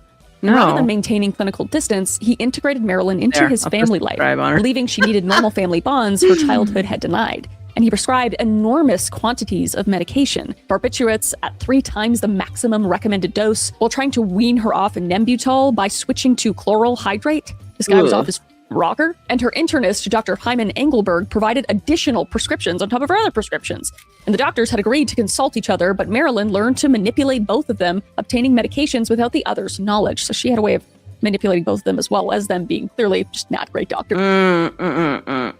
Now, that other documentary, and I watched like 2 or 3 of them, and they're all gone. Again, I say, no, they all collaborated, okay? They all collaborated. She didn't have to do that. They all collaborated to keep her in a state of complete and total control and intoxication, and they all banged her with audio. There was audio of some of that. So, ew, gross. In my opinion. And in February 1961, she was committed to Payne Whitney Psychiatric Clinic in New York, believing she was going for rest. But instead, she found herself in a locked ward placed in a padded cell. And her letter describing the experience was harrowing. Cement blocks, bars on windows, screaming at women, and she threatened harm if they didn't release her. But Joe DiMaggio would rescue her. So despite their divorce, he flew from Florida immediately, demanded her release, and threatened to tear the building apart. He came through. DiMaggio came through. And she would be transferred to Columbia Presbyterian for 3 weeks. Because DiMaggio had never really stopped loving her. And in the months before her death, he was increasingly present. And he may have even proposed remarrying. This is something her niece would claim that Marilyn planned to accept. But from early July through August 4th, sounds like bro is trying to reparent her ass. It does kind of sound like that, doesn't it? And then Spittle says, Jackie was a biatch to Marilyn, so I bet it was her influence to cascade to missing pieces. Jackie's special pie night. Ew! Spittle. You naughty girl. 1962, Marilyn saw Dr. Greenson 27 Anyone wants some times Marilyn in pie 35 tonight, days. gentlemen? And Dr. Engelberg 13 times. Marilyn the accounts pie. of her mental state are contradictory. Some describe her as hopeful. Can you guys hear me when I play the audio on the video? Do I go above the video audio? If not, let me know, because I'm not sure. Energized by her Fox victory, others describe despair and woman unraveling. And Greenson's notes paint a dark picture, full of fears, depressions, feelings of worthlessness. And she told him she felt like a waif, that people only wanted her for what they could get. And both Kennedy brothers had cut off contact. And on the night of August 3rd, she dined at La Scala with Peter Lawford and publicist Pat Newcomb. And the dinner was tense, and Newcomb stayed overnight. And on the morning of August 4th, Marilyn called a friend about disturbing overnight phone calls, someone threatening her to, quote unquote, leave Bobby alone, calling her a tramp. So she was naturally nervous and exhausted, and it would be her last full day alive. So the sun rose over Brentwood on Saturday, August 4th, 1962, promising another perfect Southern California day.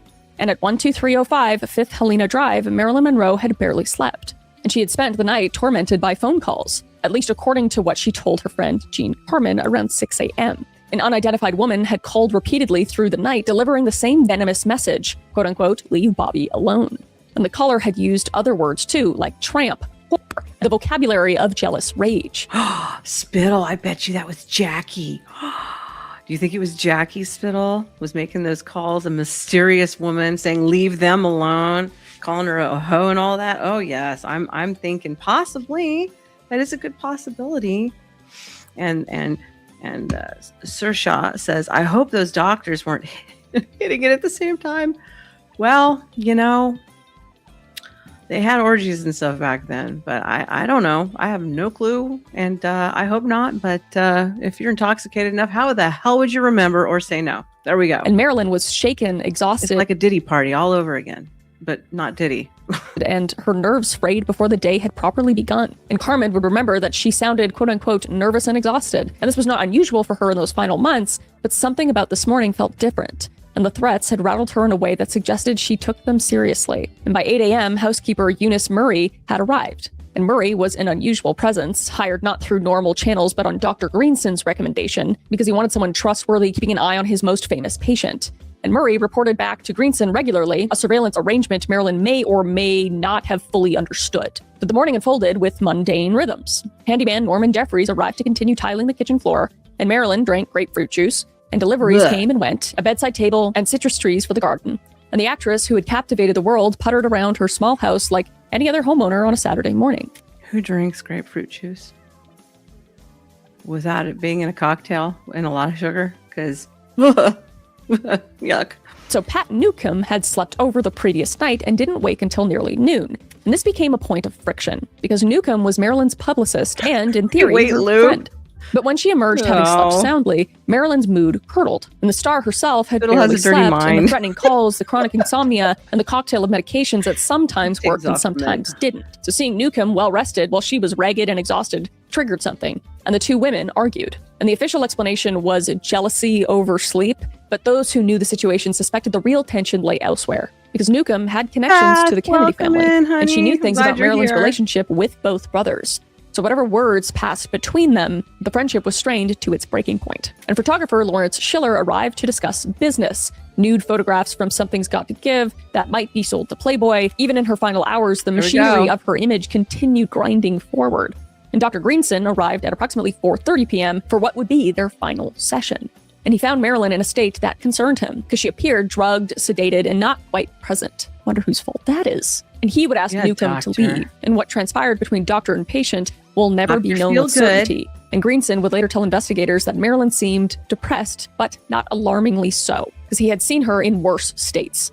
And he also had seen her rally from dark moods before. So the session lasted several hours, and when Greenson prepared to leave around 7 p.m., he made two decisions that would haunt him for the rest of his life. First, he asked Murray to stay overnight, a precaution suggesting he was more worried than his official account admitted. And second, he told Marilyn to take her Nembutal and get some rest, and then he left. And then Joe DiMaggio Jr.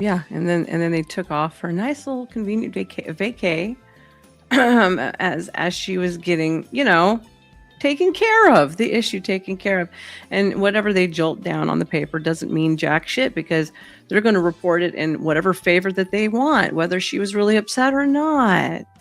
Would call between 7 and 7:15 p.m. because the son of Marilyn's second husband had maintained a relationship with her after his father's divorce, and he was calling with news he knew that would please her. He had broken up with a girlfriend Marilyn hadn't approved of, and the conversation was apparently pleasant, even cheerful. And young DiMaggio would later tell investigators he detected nothing alarming, no slurring, no despair, nothing to suggest a woman on the verge of death. And this would become one of the central mysteries. Because if Marilyn was planning something terrible or already succumbing to a fatal dose of medication, how could she have sounded so normal just hours before she had passed away? And shortly after, around 7:40 p.m., Marilyn telephoned Greenson to share the good news about young Joe's breakup. And her mood, again, seemed improved. And Greenson... Okay, goals for the future. I need to have another camera to pan to because I'm digging this. Like, I thought about it, and I had actually bought another camera. Okay, I want everyone to know this.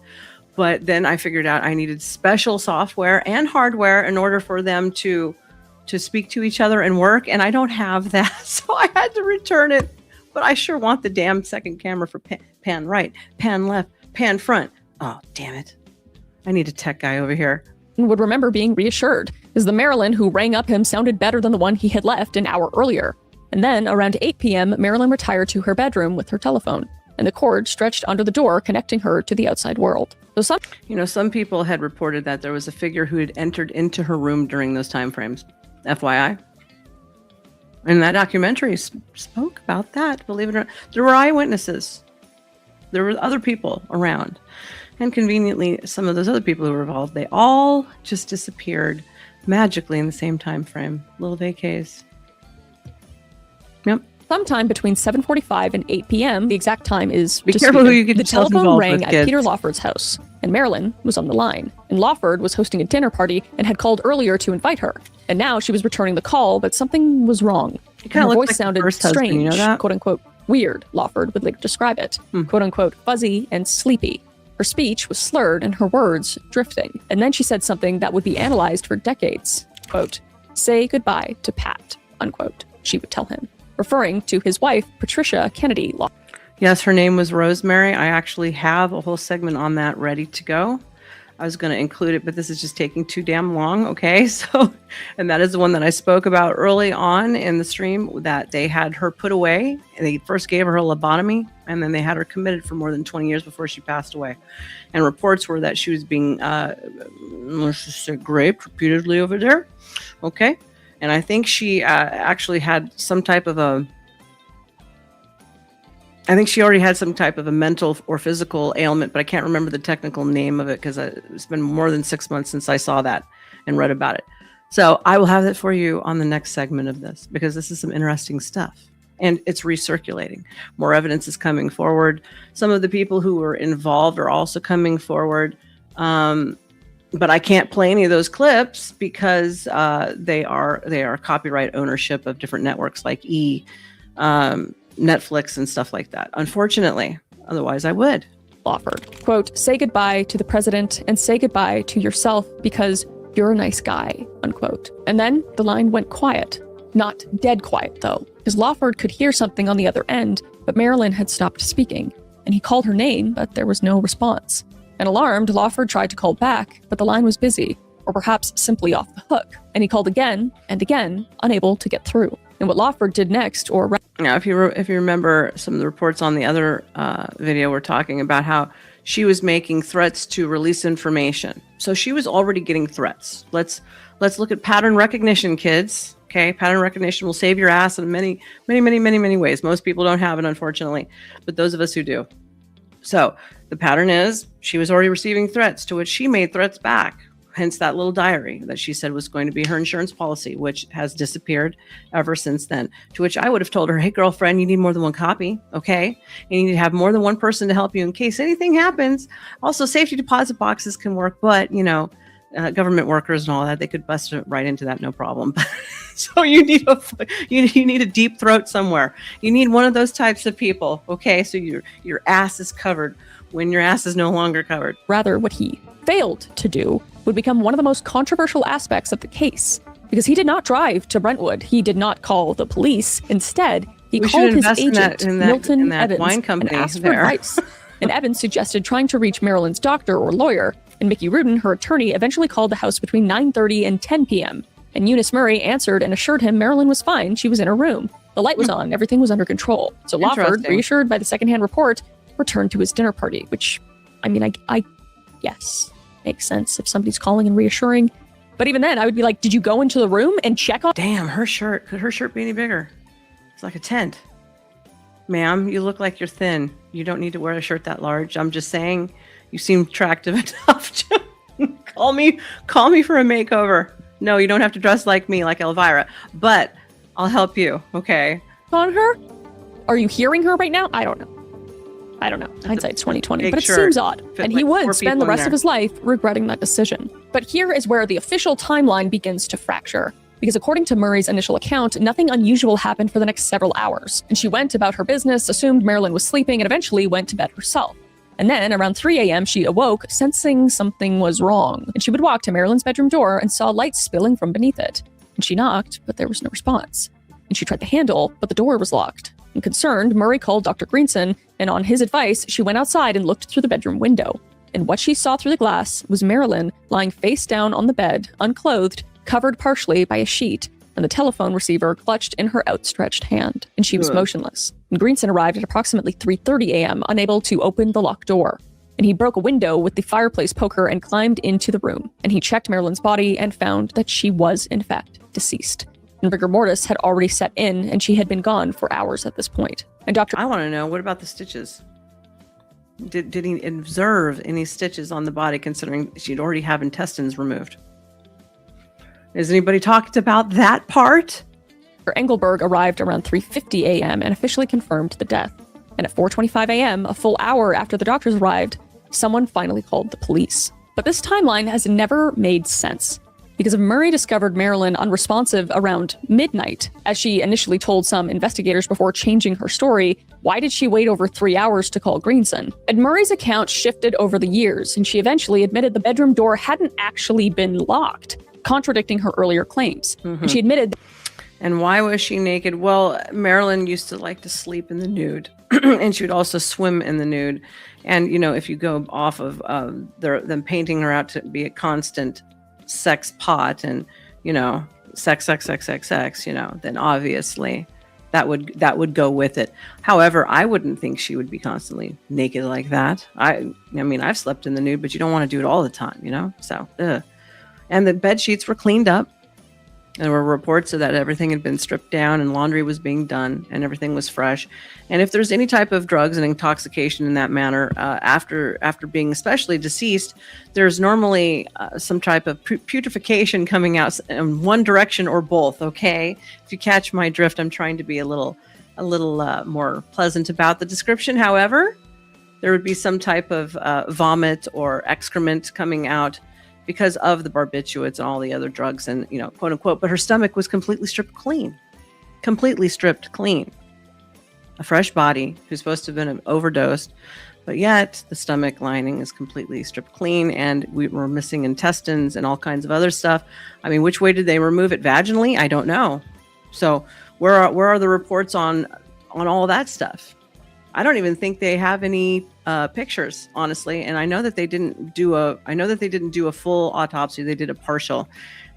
So here we go. There were aspects of the evening she hadn't initially disclosed. The most dramatically, in a 1983 interview with journalist Anthony Summers, later published in his 1985 book, Goddess, she admitted on tape that Robert Kennedy had visited Marilyn's house that afternoon. So the housekeeper hired to watch over Marilyn was also, it seemed, watching over her secrets. So when police finally entered the bedroom, they found a scene described countless times, but never fully explained, because Marilyn lay face down on her bed, unclothed, with a sheet covering part of her body, and her hand was extended, clutching a telephone receiver as if she had been trying to call someone when death overtook her. Or perhaps the phone had simply been near her hand when she lost consciousness.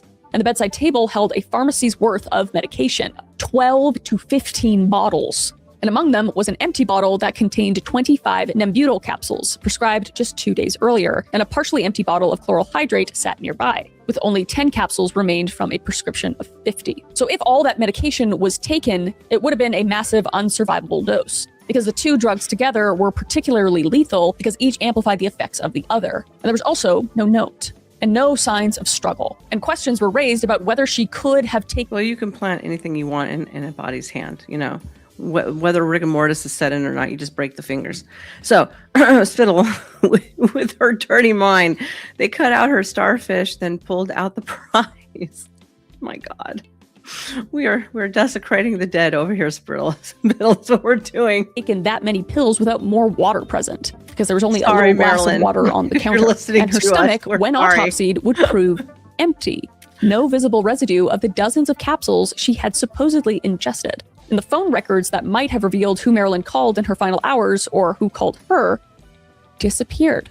Conveniently, and Captain James Hamilton of the LAPD, who had connections to the Kennedy family, allegedly confiscated them, and they were never seen again. So at 4:25 a.m., Dr. Engelberg dialed the police and spoke the words that would shock the world. Marilyn Monroe has died. She's committed suicide. And the determination was made before any investigation had occurred, before any autopsy, and before any evidence had been properly examined. And in that first phone call, the narrative was already being established. And within hours, reporters descended on 5th Helena Drive. And the news spread across the country and then around the world. The most famous woman of her generation was dead at 36, found alone in her bedroom, clutching a telephone surrounded by empty pill bottles. Okay, we're so going to go 10 more minutes and then we're going to end once I hit just past the 2-hour mark. And then we will pick this up mañana, okay? Mañana, we will revisit this. And we will finish out the whole thing with the little fun addendums. Brentwood on Sunday, August 5th, 1962. But for Norma Jean Mortensen, the unwanted child, the orphan, the foster kid who had stared at the RKO water tower and dreamed the hardest, the journey had ended. And the mystery of how it ended was only beginning. So Sergeant Jack Clemens was the watch commander at the West Los Angeles Police Station when the call came in at 4:25 a.m. A woman was dead at 12305 5th Helena Drive, and the name meant nothing to him until dispatch added the detail Marilyn Monroe. And Clemens arrived within minutes, becoming the first law enforcement officer to view the scene. And what he found, and what he would later claim to have found, would fuel conspiracy theories for decades.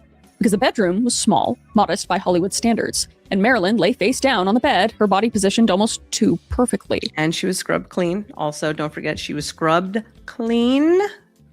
Sheets changed, scrubbed clean. I still want to know, oh my gosh, where was things removed from the body, obviously. And what did you just say, Spittle? They wanted their drugs back from her back. And the staging struck Clemens as odd. And in his experience, barbiturate overdoses didn't produce such composed death scenes. Oh, you can't use that word Victims either? typically vomited and So you have to probably use the acronym OD, right? OD? Was OD okay? I don't know. thrashed. So this looked like someone had She's getting been muted all the time. arranged and possibly murdered. And Dr. Greenson and Dr. Engelberg were already present, along with Eunice Murray. And Clemens would later claim Murray was operating the washing machine when he entered, a very unusual activity for the middle of the night, suggesting perhaps that evidence was being laundered along with her linens. But Murray would deny this, and the discrepancy was never resolved. But Clemens asked questions and received answers that didn't really add up. In the timeline, discovery around 3:30 a.m. and police called at 4:25 a.m. left it nearly an hour unaccounted for. And when he pressed, the responses were vague. Phone calls had been made, people had been notified, the delay was unfortunate but innocent, and the sergeant would leave troubled but without authority to investigate further. And years later, after retiring, Clemens became one of the most vocal proponents of the murder theory, insisting he had witnessed a cover-up in progress. And his credibility, however, proved complicated. And Clemens was a member of the Police and Fire Research Organization, an anti-con. I wonder if I could just play the audio from certain things, from the small clips, like some of the doctors and shit that they're referencing right now. Some people are coming forward and they're very, very old right now, and they're talking about other things that had happened. I'm trying to figure out if I can get around it by just playing the audio. If you think that'll work, make a comment in the comments below. Communist group, and he was later indicted for conspiracy to libel a state senator and eventually resigned from the force. And whether his claims reflected genuine observations or ideological paranoia remained an open question. So Dr. Thomas Noguchi was 35 years old and still on probation when assigned to perform the autopsy on the most famous woman in the world. And it was an unusual choice. A case of this magnitude typically went to the chief medical examiner. Theodore Curfey, the chief coroner, oversaw the proceedings while delegating the actual cutting to his young deputy. And Noguchi approached the body with meticulous care. And he weighed her at 117 pounds, and he noticed advanced rigor mortis consistent with death occurring many hours before discovery. And he examined every inch of her skin for needle marks, checking elbows, forearms, between fingers and toes, the scalp, and the thighs, but he would find none, and no puncture wounds anywhere. But he found one superficial bruise on her lower back, insignificant enough to have come from bumping into furniture. And her organs appeared healthy, no signs of violence, no defensive wounds, and nothing to suggest a struggle. And then he opened her stomach, and like we said before, it was empty. And this finding would become one of the most debated aspects of this case, because Marilyn had supposedly ingested between 40 and 50 barbiturates, enough to fill a small cup, and the pills should have left some residue. But instead, Noguchi found nothing but hemorrhaging of the stomach lining, indicating irritation consistent with oral ingestion of a caustic substance. But the contradiction seemed impossible, because how could someone ingest dozens of pills and leave no trace? And defenders of this theory pointed out that chronic barbiturate users develop accelerated absorption rates. And critics countered that no absorption rate could eliminate all evidence of such a massive dose. Spittle says bathtubs were much bigger back then, roomy even. Everything was bigger back then. Everybody's getting used to the whole you'll own nothing and like it theory. Bedrooms were bigger. People had linen closets. You can't even get a house with a linen closet anymore. You're going to build your own one or get a cabinet you have to set to the side. Everything was bigger. Your drawer spaces were bigger. There was more shelving, even built-in shelving. Now it's like, it's a plain box and you got to figure it out yourself. Good luck, because most people can't organize well. And the liver told a different story, because pentobarbital levels measured 13.0 milligrams, dramatically higher than in the blood, indicating chronic or heavy barbiturate use over an extended period. Because Marilyn's body had been saturated with these drugs for so long, they had accumulated in her organs. And the blood work would reveal what had killed her, if not precisely how it entered her system. Chloral hydrate measured 8.1 milligrams, 80 parts per million, and the therapeutic range topped out at 30. So the lethal threshold was approximately 100, and Marilyn was at 80% of a fatal dose from this drug. And pentobarbital, the active ingredient in Nembutal, measured 4.5 milligrams, 45 parts per million, the therapeutic range extending to 12. So lethality began around 40. So she was 12% over the lethal threshold. But the numbers alone didn't capture the full picture, because chloral hydrate and pentobarbital were synergistic, from each amplified the other. So taking them together wasn't addition, it was multiplication, and the combined dose was catastrophically, unsurvivably toxic. And Dr. Noguchi drew samples for further testing, stomach contents, organs, blood, standard protocol for any questionable death. And these were sent to head toxicologist Raymond Abernathy for additional analysis. And then They disappeared. Abernathy destroyed them before supplementary tests were completed. And You see that? Tampering with evidence, people. And they just call it a conspiracy theory when all the conspiracy theories have been coming true. No longer. Well, I guess. Ducks Y. Well, what's up, Ducks Y? I don't know who you are. I think you're new, but welcome in. Don't forget to like and to subscribe.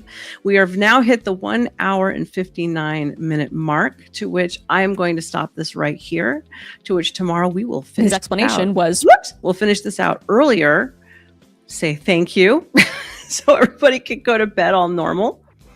I want to thank all of you for stopping in, and I'm so glad to see you all again. I've missed you all. I hope you've missed me too. Again, if you would like to send a donation and help me start traveling to start doing some of these conferences and meetups with Gibbs and Sarah the Raging Tomato and many, many others, please feel free to donate. You can use this QR code above, or you can simply, where did I have it earlier?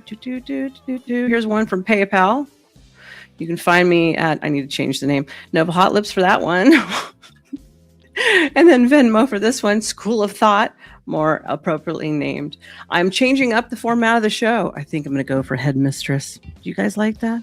Should we stick with Hot for Teacher? I'm looking to buy an appropriate costume for this also. we need appropriate gear. I'm also thinking to throw in here and there, a sprinkling, okay, a smattering of facts. I'm thinking about doing some gaming again, but I want to do it with style. I want to do it with some pizzazz. And by pizzazz, I mean some sexy little costume. So, Mama's broke. So if you want to help me and achieve these goals, you know where to go. I appreciate all of you.